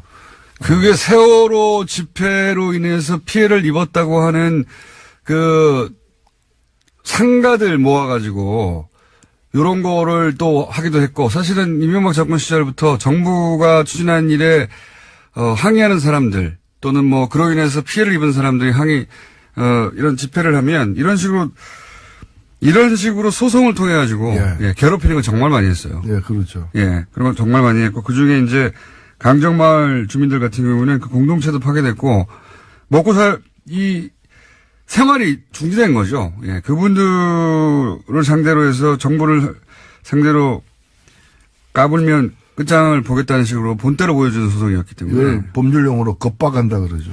겁박이요? 겁박한다. 예. 과거에는 체류탄 쏴가지고 이제. 그걸 못하니까. 시위하는 사람을 물리쳤다면 이제는 이런 이제 손해배상 청구나 구상권 행사 등을 통해가지고 이렇게 겁박하는 거죠. 돈으로 소송하는 건 이명박 정부 시절부터 시작된 하나의 패턴입니다. 예. 그거 진짜 괴롭거든요. 당하기 시작하면. 그리고 이런 소송은 오래 걸리거든요. 아무리 명분이 주민들에게 있다 하더라도 실제 끌려다녀야 되는 거 아닙니까? 이거 진짜 괴로워요. 소송 당하기 시작하면. 그걸 정부가 멈추려 했다는 것이고요. 예. 자, 국민의당 얘기도 했고, 바른정당 얘기도 좀 했고, 정부 얘기도 했고, 한국당 얘기를 안 했네요? 자유한국당. 예. 제가 오늘이 12월 13일이죠. 예. 바로 1년 전에 어떤 일이 있은 줄 아십니까? 13일이면 탄핵안 통과된 직후인데요. 통과된 직후에. 예. 지금은 바른당에 있다가 자유한국당으로 다시 복귀한 네. 김무성 의원이. 예. 작년 딱 1년 전 오늘 뭐라고 얘기했는가 하면은 새누리당은 해체하고 재산은 굳고 환수해야 된다 이랬거든요. 예. 그리고 그 당산이 뭐니 다 재벌들 예. 쥐어짜서 받은 돈이니까 그거 다 국고 환수해야 된다고 그랬죠. 예. 예. 그래서 거기 그 당사로 다시 들어왔어요. 저는 1년이 지났지만은 예. 이 말은 정말 정확한 지적이었고 정당한 예. 문제 제기였다고 생각되고 지금 대한민국에 해체돼야 되는데 해체 안 되고 있는 조직이 두 개가 있어요. 두 개가 있습니까? 예, 자유한국당하고 정경련. 아, 정경련. 예, 정경련 여전히 그 50층짜리 건물 유지하면서 버젓이 있다는 걸 우리 국민들이 아마 요즘에 잘 안 나오니까 잘 잊고 그렇죠. 있는. 최순실 사태 초기에 정경련이 너무 깊숙이 관련돼서 정경련 해체 이런 얘기 막 나오지 않았습니까? 나왔죠. 그리고 예. 거의 뭐 해체되어야 마땅한 걸로 국민들의 동의를 사실 얻은 거죠. 예. 지금 그냥 조용히 시간을 보내고 있는데 조용히 그럴 지내는군요. 문제가 아니라고 저는 보는 거. 정경련.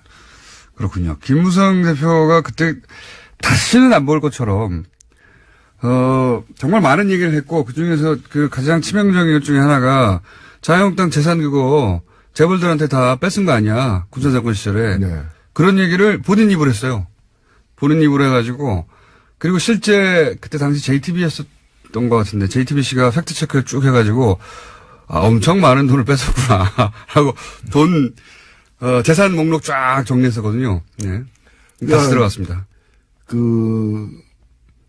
사실은 한국의 보수가 새롭게 태어나려면은 스스로를 해체하는 그 과정을 좀 반드시 거쳐야 된다고 봅니다. 사실 찬스였다고 저는 생각하거든요. 네. 보수정당 지지율이 왜 낮은지 잘 모르는 것 같아요. 그냥 현 정부를 반대하는 것으로 충분히 과거의 보수 세력을 직결시킬 수 있을 거라고 착각하는 것 같은데요. 이 문재인 정부가 지지율이 높은 건 여러 가지 이유도 있지만 보수가 너무 못해요. 현재. 뭔가 예전에 하다못해 천막 당사 같은 퍼포먼스라도 좀 있어야 되는데 아무것도 없이 그냥 이래가지고 이게 찬스를 놓치고 있다고 저는 생각합니다. 보수정당이. 망해 가고 있는 거죠. 근데 지방선거 이후에 지방선거 때 자유한국당이 원하는 만큼의 결과를 못 내면 흔들릴 거 아닙니까? 실제. 그렇죠? 그래서 지방선거를 기점으로 한 정계 대개편, 이런 가능성이 충분히 있지 않을까요? 국민의당이나 바른정당도 그것 때문에 움직이는 것 같고, 지금. 근데 문제는 이제 국회죠. 사실 국회 의석은 이제 다음 선거 때까지는 변함이 없기 때문에. 3년이 남았으니까. 예. 변함이 없기 때문에 뭐 지금도 보면은 그 야당 지지율 다 합쳐가지고 30%밖에 안 되잖아요. 다 합쳐가지고. 다 합쳐가지고. 근데 이제 실제로 그 국회 내에서 보면은 그 다 합치면은 의석이 50%가 훨씬 넘잖아요. 그래서 이런 상황이 바뀌지 않기 때문에 이것이 가장 큰 문제가 되고 있다. 그래서 국회의 어떤 이 1년 전에 2016년에 이렇게 만들어진 이 그 국회 정치 지형을 어떻게 돌파할 것이냐가 가장 관건이 되는 거죠. 만약에 예를 들어서 뭐 만약입니다만 국민의당이 합의 이혼을 했어요. 그래서 한 20여석 가까이 떨어졌습니다. 그리고 그 국민의당이 이제 정책 그 공조를 민주당하고 더 긴밀히 한다 하더라도 그럼 어떻게 됩니까? 대결 구도가 자유한국당과 바른정당과 국민의당이 합친 곳이 손을 잡고 한 20여석으로 손을 잡고 그럼 100 그쪽이 더 많네요. 많죠. 네, 그쪽이 더 많네요. 국민의당이 어떻게 쪼개지는가에 따라 다른 문제죠. 네. 그렇군요. 예. 그렇게 합쳐지면은 보수로 분류될 우리나라 정치 기형 기준으로 보수로 분류될 의석수가 더 많습니다. 저는 그래서 지금 집권 여당이 그 문제에 대해서 나름대로의 돌파할 방안을 내놔야 된다고 봅니다. 그거 쉽지 않은 문제인데 어떻게 조언하시겠습니까? 저는 뭐 선거제도 개편이라거나 아하. 또는 개헌안이라거나 그리고 공수처 문제 또 몇 가지 주요한 그 이 핵심적 과제에 대해서 합의안을 만들고 그에 대한 어떤 연대 이게 이른바 그 개혁연대죠.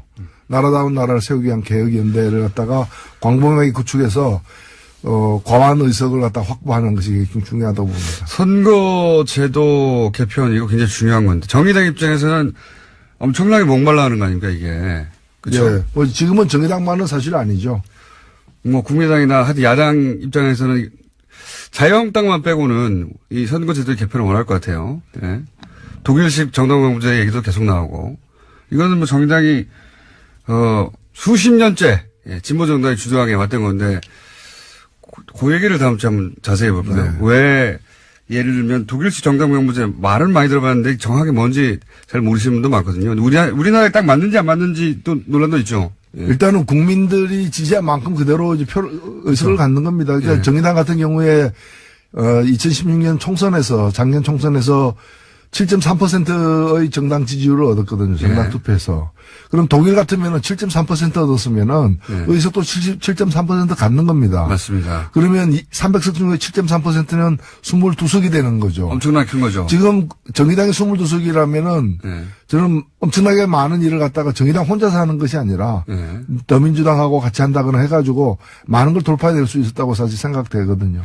정의당 입장에서는 아니 정육점 가서 소고기를 샀는데 730g을 샀어요. 집에 와서 보니까 200g밖에 없는 거예요. 왜 200g인가 하면 정의당이 지금 의석은 6%잖아요. 6석이니까 2%죠. 만일에 국회에서 총리를 뽑는다. 실세 총리를 뽑는다. 그러면 국민들의 7.3%가 정의당에게 자기를 대신해달라고 이렇게 표를 위임했는데 정의당이 국회 내에서 대변할 수 있는 것은 2%밖에 안 된다는 거죠. 5%가 없어져 버렸어요. 그래서 이건 정의당만이 아니라 어떤 정당이든 민심을 얻은 만큼 국민으로부터 지지를 받은 만큼 권력을 행사하는 그런 선거제도로 그것이 독일식이든 영국식이든 무슨 식이든 간에 뭐 영국식은 아닙니다만은 연동형 비례대표제라고도 부르는 그런 선거제도로 바꾸는 것이 일단 공정하다는 거죠. 그게 듣기에도 당연히 합리적인데 우리나라 비교해 보시면 우리는 49.9%를 받아도 50.1% 받은 사람 한 사람은 뽑거든요. 그러니까 49.9%를 지지하는 사람들을 대변하는 의원은 진출을 못하는 겁니다. 그런 거죠. 정의당도 7% 정도를 전국적으로 받는데 7%만큼의 의석수를 못 얻는 거죠. 선거제도 때문에. 어떤 그 지역 정당이 아닌 전국 정당이 있어가지고 모든 선거구에서 나가가지고 다 30%를 받으면 지지율 30%인 정당은 지금 굉장한 거 아닙니까? 두 번째 정당 정도 돼야 되는데 예. 모든 지역구 나가가지고 출마해가지고 30% 받으면 다 떨어지는 거죠. 그렇죠. 한 사람도 당선자가 없는 거죠, 당선자가 지역구에서는. 없는. 예. 그래서 이런 이 맹점을 갖다가 좀 바꾸는 선거제도 개편이 무엇보다도 시급하다 이렇게 보입니다. 그걸 다음 주에 자세히 구체적으로 얘기를 좀 해보죠. 네. 왜냐면 이제 개헌 이야기가 나올 때가 됐거든요. 예. 자, 오늘 여기까지 하겠습니다. 지금까지 노회찬 원내대표였습니다. 감사합니다. 네, 감사합니다.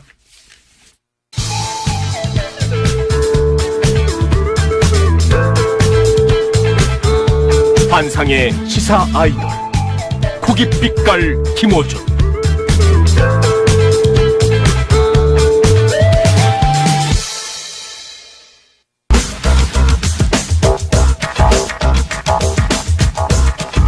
자, 과학 팟캐스트를 사실상 하나밖에 없기 때문에 이끌고 있는 원종우 씨. 오늘 주제가 뭡니까? 예, 안녕하세요. 원종우입니다. 근데 방금 양지열 변호사님이 네. 시선 집중의 캐스팅이 진행자로. 진행자로 게스트가 아니라. 그러니까 캐스팅. 캐스팅, 진행자로 캐스팅이 일단 임시로 됐다라고. 임시로. 예. 저는 뭐 임시로 끝날 거라고 봅니다만. 예. 뭐 저한테도 연락들 주시면 제가 어디든 나가서 뭐 임시든 뭐 레귤러든 열심히 하겠습니다. 네. 오늘은 성탄절도 다가오고 또 겨울하면 어쩐지 커플의 계절 이런 느낌이 왠지 좀 있어요. 뭐 실제로 그런지 모르겠는데. 그렇게 주장하는 거죠. 자기들이 추우니까 누구 생기라고. 겨울이라고 뭐 사랑이 더 잘 되고 그런 게 뭐가 있겠습니까만은. 어쨌든. 예, 그래서 사랑의 좀 동심 파괴를 제가 하려고요. 동심 파괴. 사랑의 생물학. 예. 사랑이란 것이 정말 뭐 그렇게 훌륭하고 숭고한 것이냐. 라고 이게 뭐랄까요. 이게 다 로맨틱한 상상을 깨는 그렇습니다. 화학이죠, 화학. 예. 그 원래 과학의 역할이 좀 그런 게 있잖아요. 예. 그 이야기를 좀 해보시려고. 네. 일단 뭐 사랑은 숭고하고 순수하다. 뭐 그냥 전통적인 생각이 있고 또 서양에서는 뭐 신이 내린 인간의 감정 이런 이미지도 있잖아요. 네. 근데 뭐 뇌과학이 발달하면서 이제 사랑이 역시나 뇌 속의 활동일 수밖에 없다라는 게 이제 좀 많이 정리가 됐죠.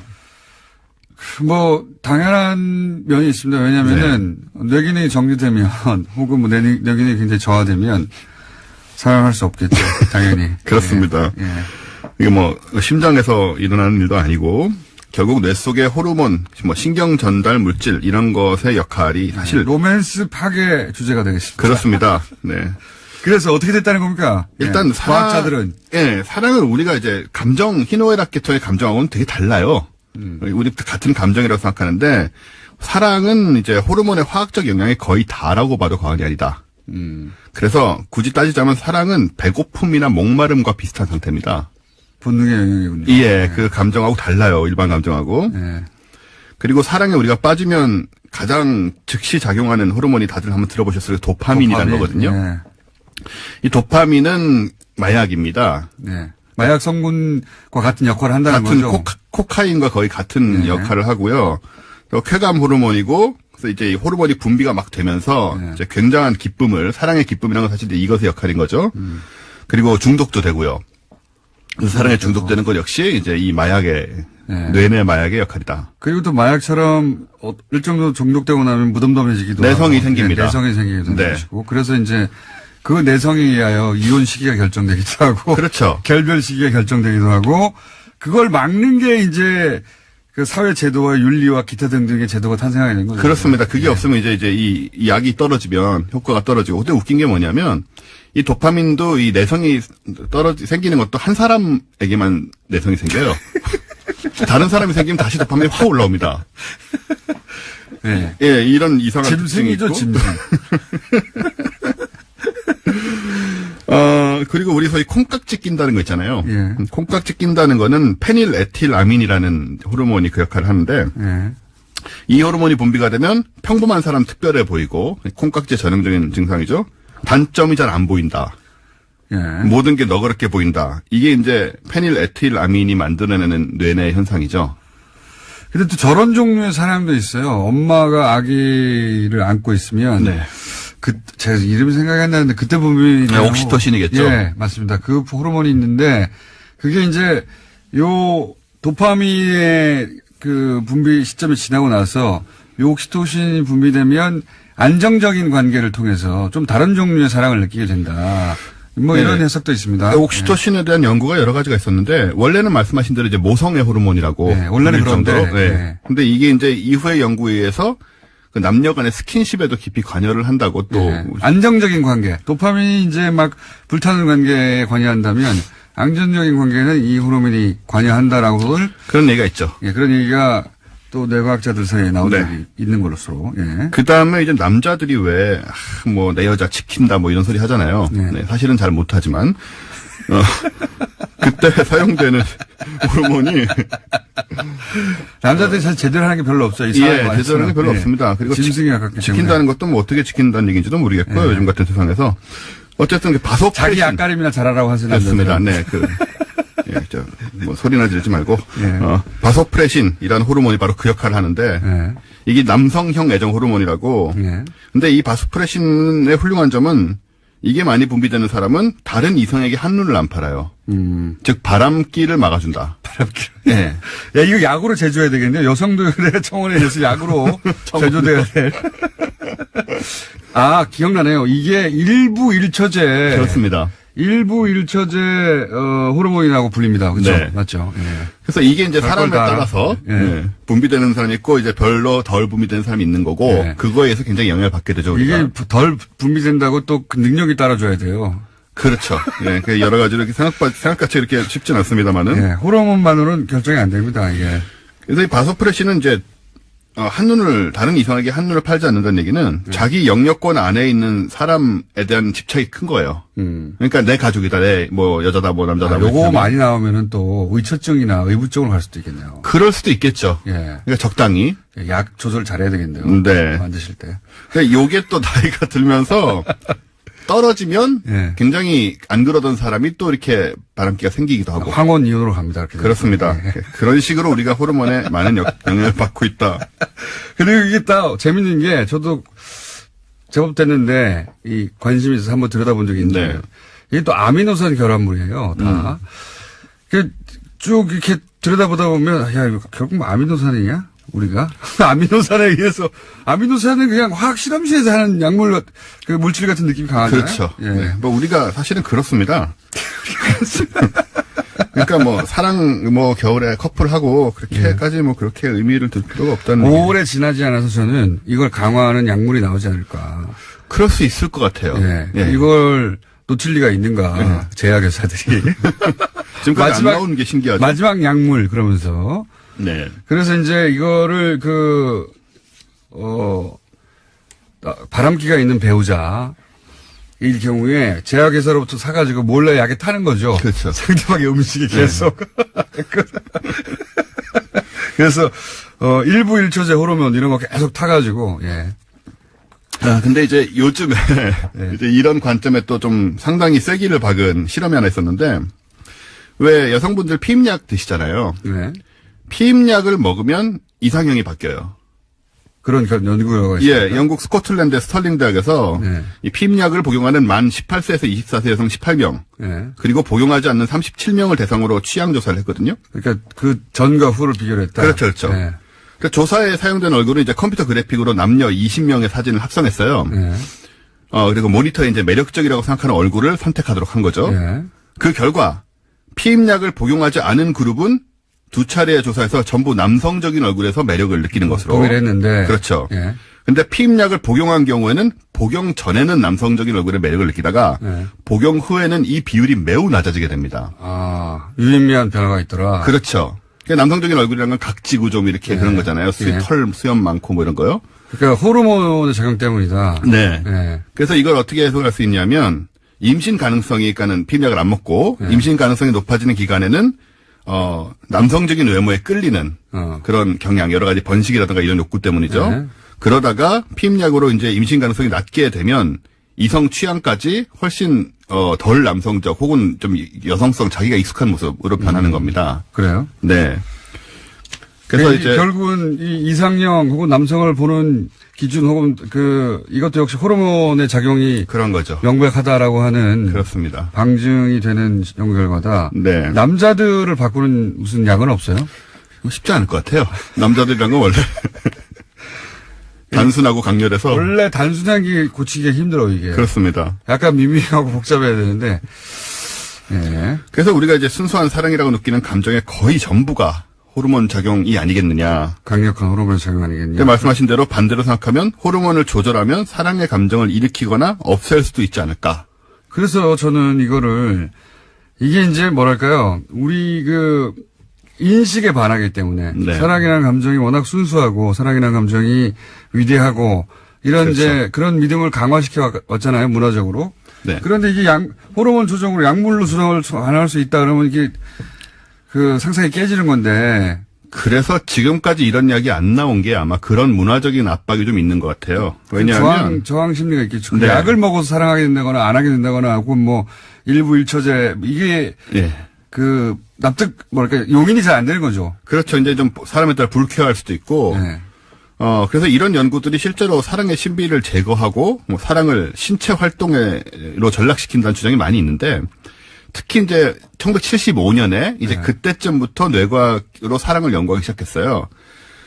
이 연구를 한다고 하자 미국의 상원의원인 윌리엄 프록스마이어라는 사람이 있는데 이 양반이 이제 의회에서 아예 2억 명의 미국인들이 수수께끼로 남겨놓고 싶어하는 것 중에 으뜸이 어떻게 우리가 사랑에 빠지는지 문제인데 네. 이거를 우리가 과학적으로 연구하는 건 난 절대 반대다. 네. 이렇게 이제 공언을 하면서 아주 반대를 하기도 했어요. 이런 정서가 이제 누구에게나 조금씩 있는 거죠. 맞습니다. 이런 화학 물질을 연구하는 과학자들이 그럼 사랑은 잘하느냐? 그럴 리가 없다고 봐요. 그거하고 상관없죠, 사실. 아무 상관없습니다. 도파민의 역할이구나. 그걸 이해하는 것과 실제 사랑을 잘하는 것과는 아무 상관이 없다. 아무 상관이 없습니다. 예. 그래서 약물이 나올 것 같다. 네.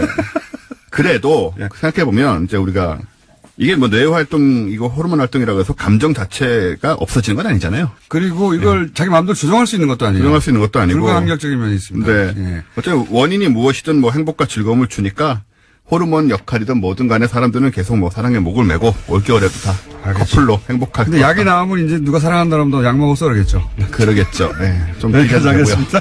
원종우 씨였습니다. 안녕.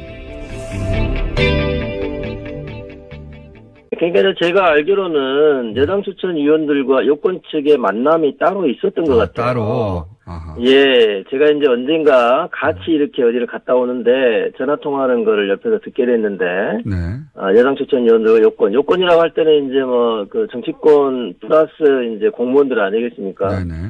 따로 이제 대책회의들을 이따금 했던 거로 제가 알고 있고요.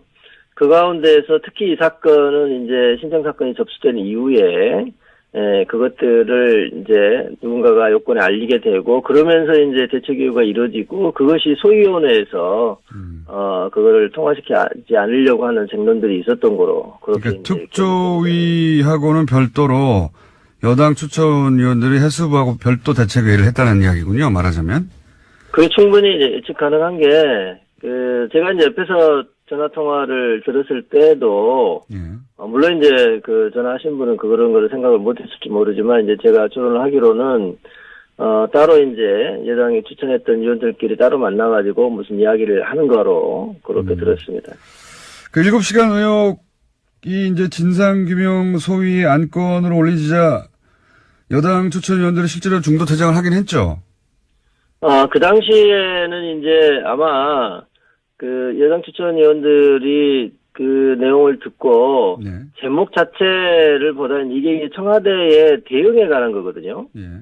참사 당일에 청와대 대응에 관한 거였는데 그거에 대해서 이제 그 신청하신 분이 상당히 길게 이게 신청서가 돼 있어요. 어떤 네. 내용들이 이제 보도됐었고 했었는데 그게 맞냐부터 시작해서 쭉 돼 있었는데 그거에 대해서 이른바 대통령에 대한 청와대에 대한 조사는 좀 아예 빼려고 그렇게 생각을 했던 것 같아요. 그래서 그러다 보니까 이제 소위원회에서 다툼이 있었던 거죠. 소위원회 당시에도 이제 그때 불참한 사람도 있었고, 네. 그거에 대해서 정확하게 반대 의견을 제시하고, 이건 안 된다라고 했던 사람도 있고요, 예. 네. 그리고 왜냐면 제가 궁금한 건 문구대로 진행이 됐나 싶어서 그러는 건데, 중도 퇴장도 있긴 있었습니까?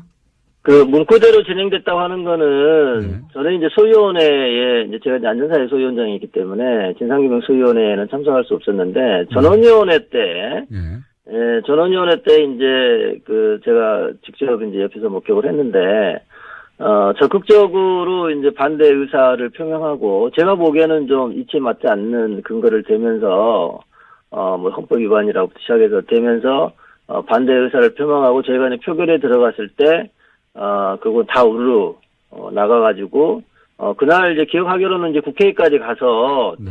뭐 이렇게 기자회견도 하고, 그렇군요. 그랬던 거로 기억이 나고요. 그리고 물론 이제, 그 이후로 그분들이 이제 그 상임위원 빼고는 여당 추천 상임위원 빼고는 실제로 그 특조위 회의에 나오지도 않고 그랬던 거거든요. 뭐 거의 문구대로 이루어진 셈이네요. 중간에 사퇴하고 네네. 기자회견을 그때 5명인가 했었죠 아마. 예. 네네 그렇게 기억합니다. 예. 네. 문건대로 기자회견도 이루어졌고 그리고 실제 별도로 헬스부하고 여당 쪽 추천위원들하고 대책회의를 하는 일도 있었고. 그런 정황을 이제 예상이 되고요. 예, 예. 그러니까 이제 그 이루어지지 않은 거는 여당 추천 상임위원이 함께 사퇴하지 않은 거. 예, 그 정도만 좀 달랐던 것 같고요. 나머지는 거의 그대로 이루어진 거 아닌가 싶습니다. 알겠습니다. 그리고 한 가지만 더 짚자면 사실 그 해수부가 지금 이제 7시간 의혹 관련해서 그 시점부터 이렇게 그 대규모 집단 행동, 여당 추천위원들 방해, 뭐 중도 퇴장이라든가 기자회견이라든가 이런 일들이 있었는데 그 사실상 이 특조위가 사무실을 구하고 꾸려진 건 8월 아닙니까? 그죠? 예, 8월 달이 이제 중요한 이유가 그 전에는 그 공식적으로는 상임위원들밖에 없었다는 거거든요. 그러니까요. 그래서 나머지 뭐 이제 민간의 전문위원 몇 사람들이 이제 좀 도와주고 있었던 건데, 이른바 이제 하부 조직이 없었던 상황이었어요. 그러다가, 8월 4일 날이 중요한 거가, 이제 계속적으로 뭐 예산도 깡통도 없었던 상황이었는데, 그때, 그 전에 직전에 저희가 이제 공무원을 채용을 했거든요. 결정직 공무원을.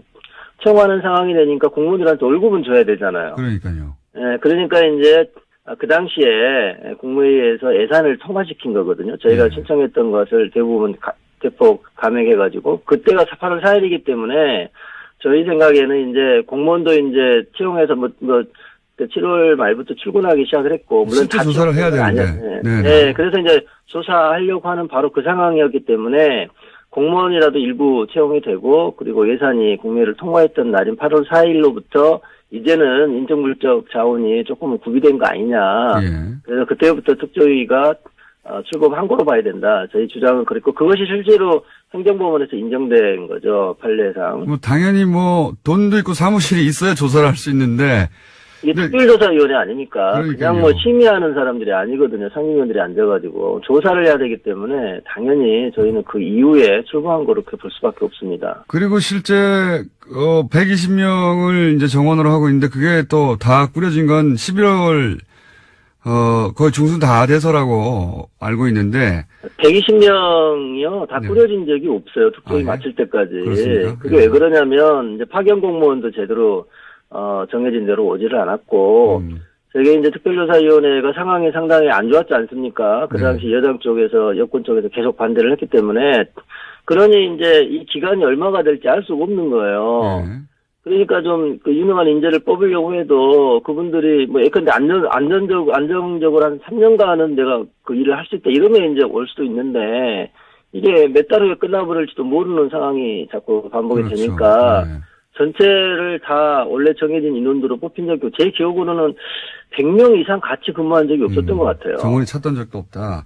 네. 그러면 이제 사무실을 구하고 드디어 월급을 잘 모르겠는데 흐름의 관점에서 영장 기각 사유가 되게 딱 보니까 이게 지금 김관진 전 장관 석방 때문에 문제가 생겼구나 싶은 게 기각 사유를 보면은 아까 공장장님 말씀하신 대로 모든 사유가 총 집대성돼 있습니다. 여기에 보면. 여기도 마찬가지군요. 그러니까 오히려 김태효 전 비서관보다 더 자세해요. 더 자세한데 그러다 보니까 앞뒤가 안 맞는 부분들이 생겨버렸어요. 한두 가지만 짚어주십시오. 무슨 말씀이냐면은 여기 지금 전병회 전 수석 기각사유에 보면은 가장 중요하게 얘기하고 있는 게 이제 뇌물 부분이 범행이 의심이 되는데 이제 이미 드러난 보좌관 행위에 대한 피의자의 인식 정도나 범행 관여 등 뭐 이렇게 죄책에 대해서 다툴 여지가 있어 보인다. 이게 가장 큰 부분이거든요. 근데 범행이 의심된다 하면은 이게 영장 발부 사유에서 범죄 사실이 그럼 소명이 됐느냐 안 됐느냐 이런 게 가장 큰 부분인데 의심이 되면 이건 소명이 됐다는 얘기거든요. 예, 그 총사소법 조문에도 그렇게 나와 있어요. 증명까지는 필요 없고 그냥 상당한 의심이 들면 된다라는 정도를 요구하고 있거든요. 법에서. 그러니까 이거는 됐다는 거죠, 이 부분은. 근데 뒤에 보면 다툴 여지가 있다 이렇게 돼 있는데 그 다툴 여지가 어느 부분이냐. 이게 뭐 알리바이 같은 그 피의자 쪽에서 증명해야 되는 부분이 아니라 인식 정도 이렇게 나와 있는데 인식 정도 이거는 고의에 관한 문제라 범죄가 성립되냐 안 되냐의 문제거든요.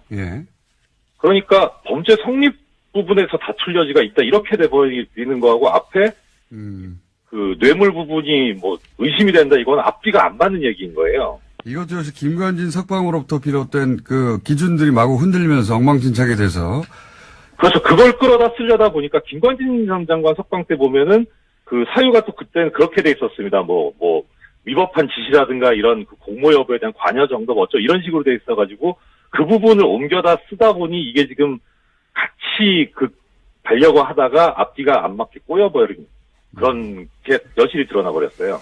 그렇군요. 예. 자, 저희가 거의 비슷한 얘기를 몇 달째 하고 있습니다. 몇 달째 하고 있는데. 자꾸 나오는 거 안 좋은 거 아닙니까? 저 청취자님도 뵈서 좋긴 한데. 이게 그러니까 이제 그 이전에는 그 우병우 관련해서 기각들이 많았고, 그렇죠? 네. 네.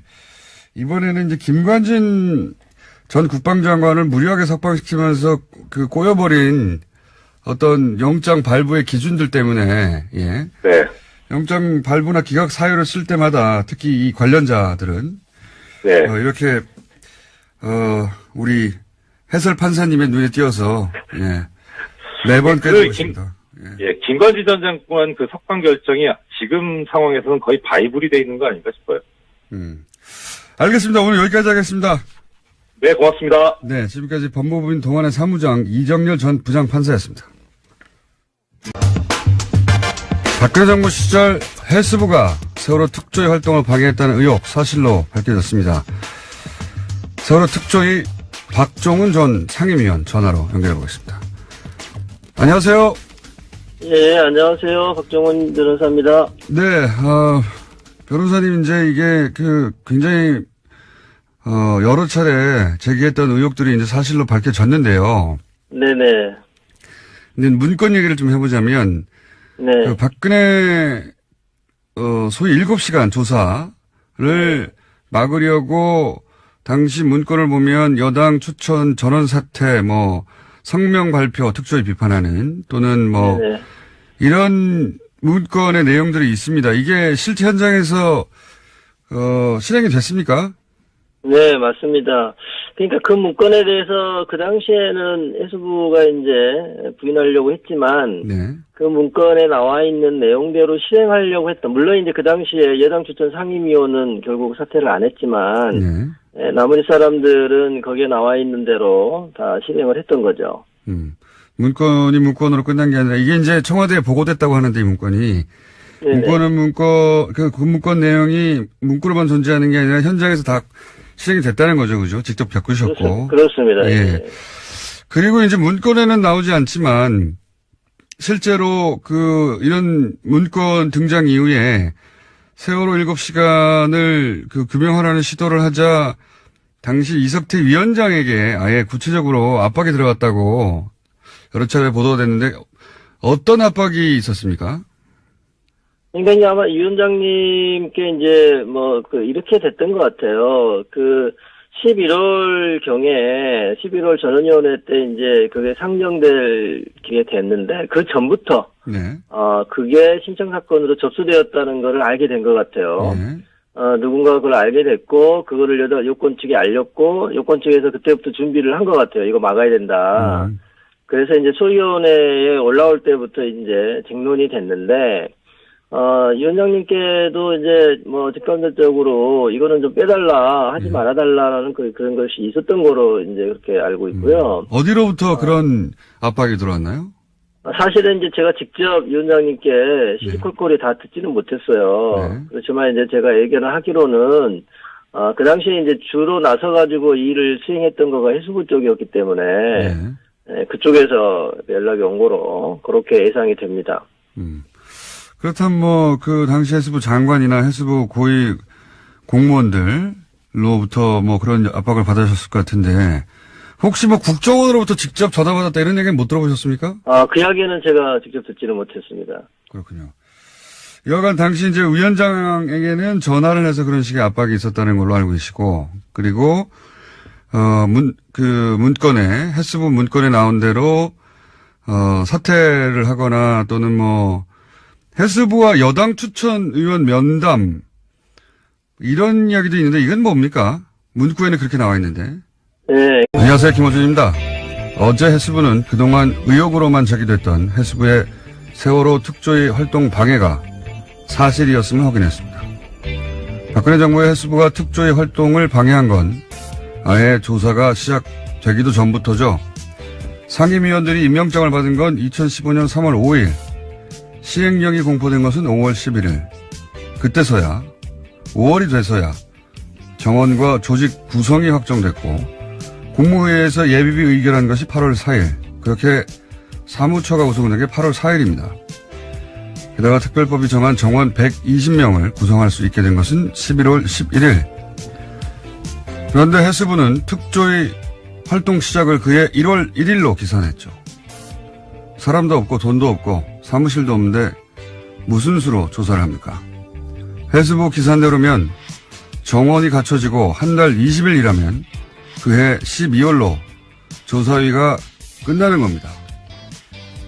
이건 해도 너무한 말도 안 되는 해수부의 억지인데 조선일보는 세월호 2주년 사슬로 세월호 특조위는 주목할 만한 조사 결과를 하나도 내놓지 못하고 비용만 썼고 광화문 유가족들은 천막에서 단식하고 고함만 외쳐댔기 때문에 세월호 문제가 해결이 안 된다면서 말도 안 되는 억지를 부린 정부가 아니라 유가족과 특조위를 질타하고 광화문 유가족 천막부터 걷어내라고 썼었죠. 조선일보가 보수 이념 지지하는 것은 불만이 없습니다. 하세요.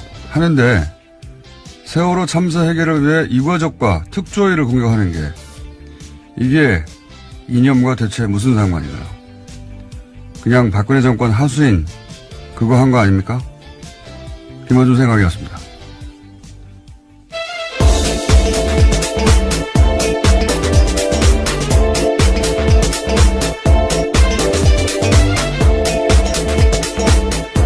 시사인의 김은지입니다.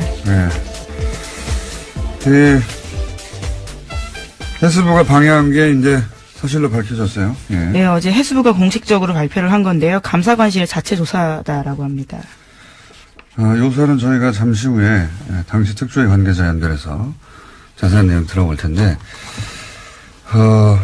중요한 건 이게 해수부 자체 판단으로 할 수 있는 일이 아니라는 겁니다, 이게. 예, 당시 박근혜 정부 때 말씀하시는 거죠? 그렇죠. 여기 이제 어제 조사 결과로 나온 것도, 아예 문건을 만들어서, 예. 그렇죠. 대응 문건이 있었습니다. 문건 보면은 여당 추천 위원 전원이 사퇴 또는 뭐 성명 기자회견 이런 내용이 문건으로 있는데 이 문건이 나왔던 당시에는 해수부가 부인했죠. 자기들이 만든 거 아니라고.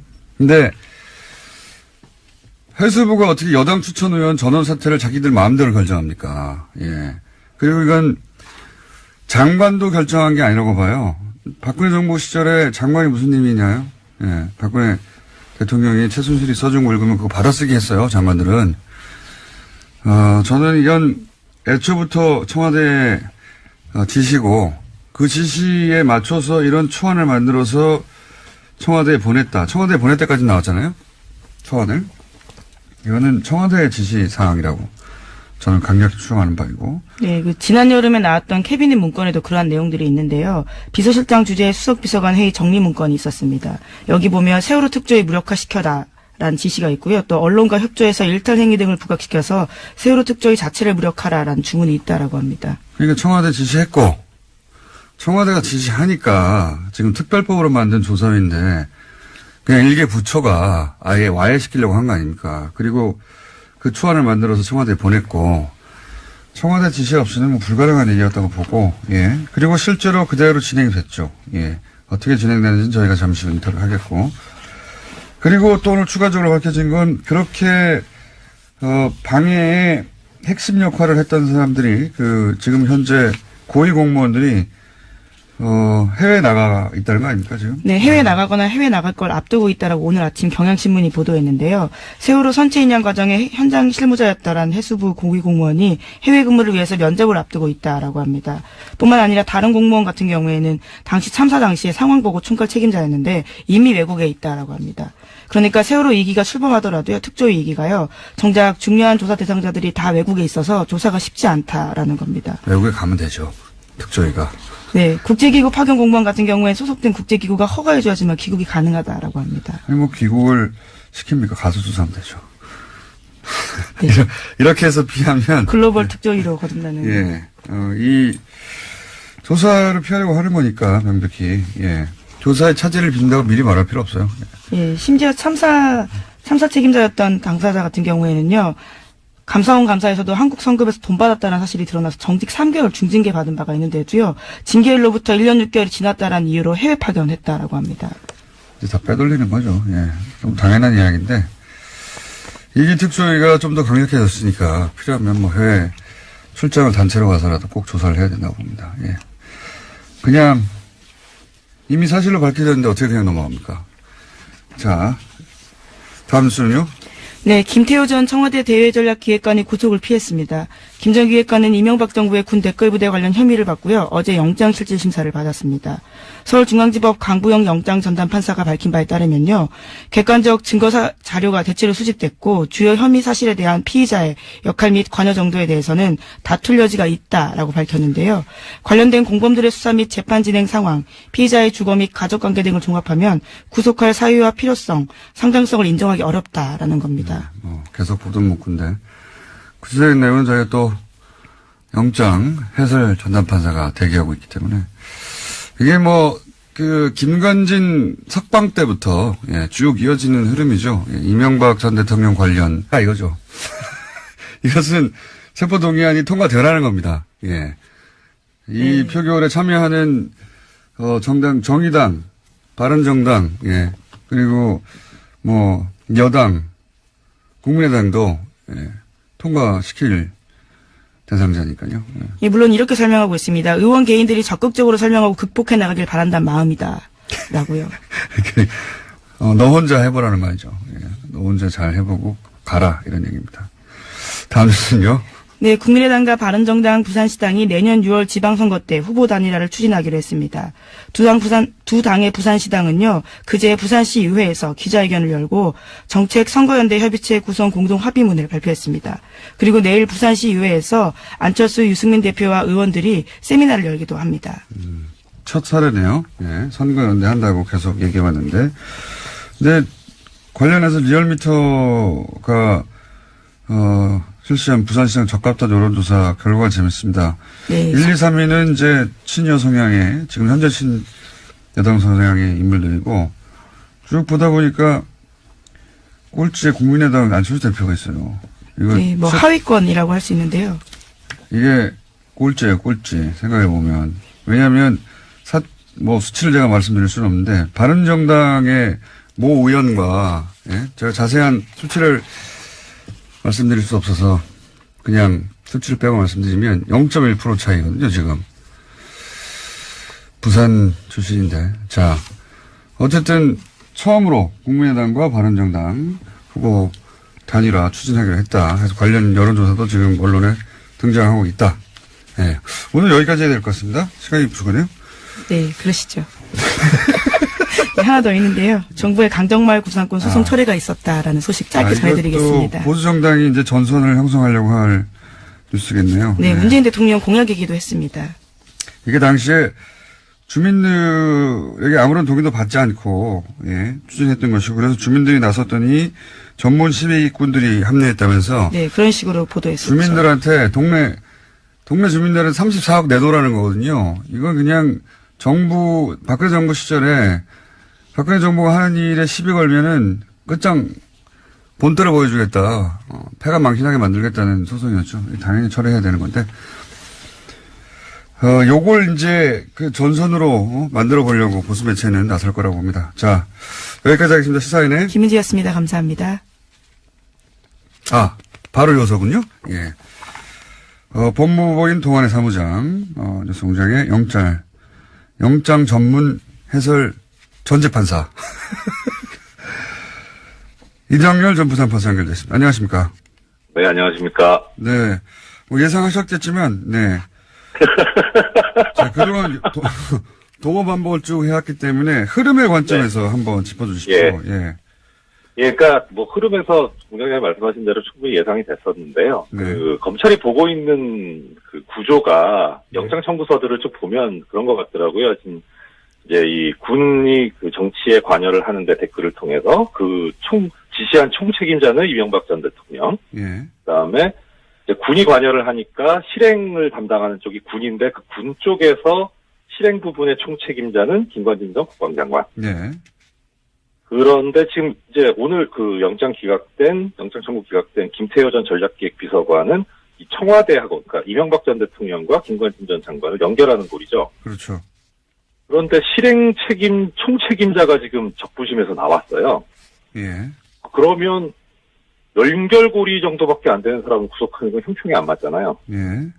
예, 그러니까 그 김관진 전 장관이 석방될 때 이분도 뭐 당연히 안 들어가지 않겠느냐라는 그런 생각이 들었고, 그래서 이건 결국은 근원을 따져보면 김관진 전 장관 석방을 시켜놓은 그 무리수가 이게 유발하는 악영향이 아니냐. 네. 그렇게 저는 생각이 드네요.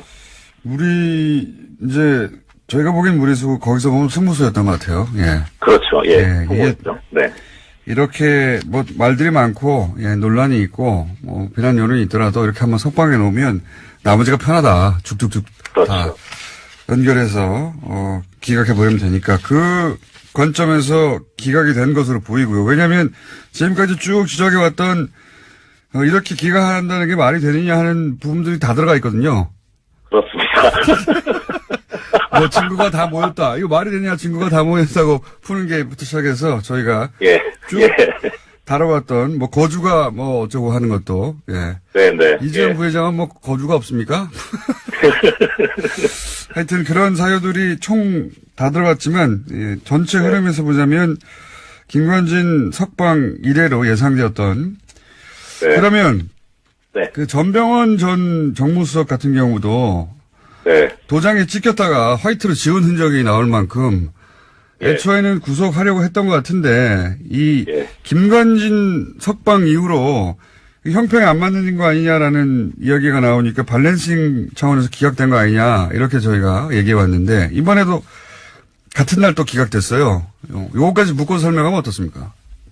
화이트 부분은 사실 그거는 약간 좀 전 생각이 다른데 저도 영장 할 때 그런 일이 좀 있었거든요. 왕왕 있는 실수예요. 근데 저는 그 차원에서 볼 수도 있는데. 그건 너무 중요한 사람이었고 모두의 관심 대상이었기 때문에. 그분이 누군지 몰라서 실수했다는 건 좀 말이 안 된다고 보는데. 그러니까 사실 이게 우리 일반인들이 보기에는 그런 인사가 인물이고 중요 사건인 건 맞는데.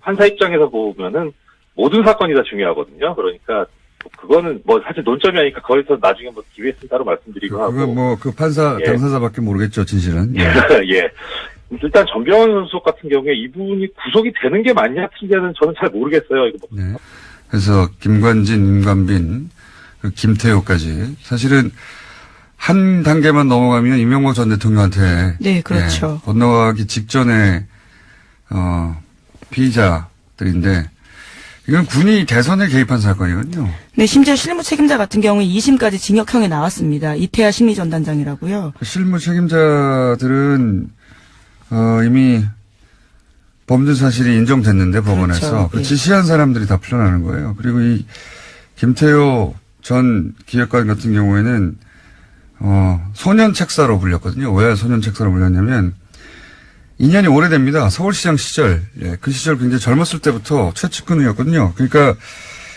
이 사이버 사령부가 대선에 개입한 사건, 그 관련 회의의 주재자였어요. 네, 관련 문건도 나왔습니다. 네, 그 주제를 하고 바로 대통령한테 보고하는 사람이었는데 딱 여기서 끄는 거죠.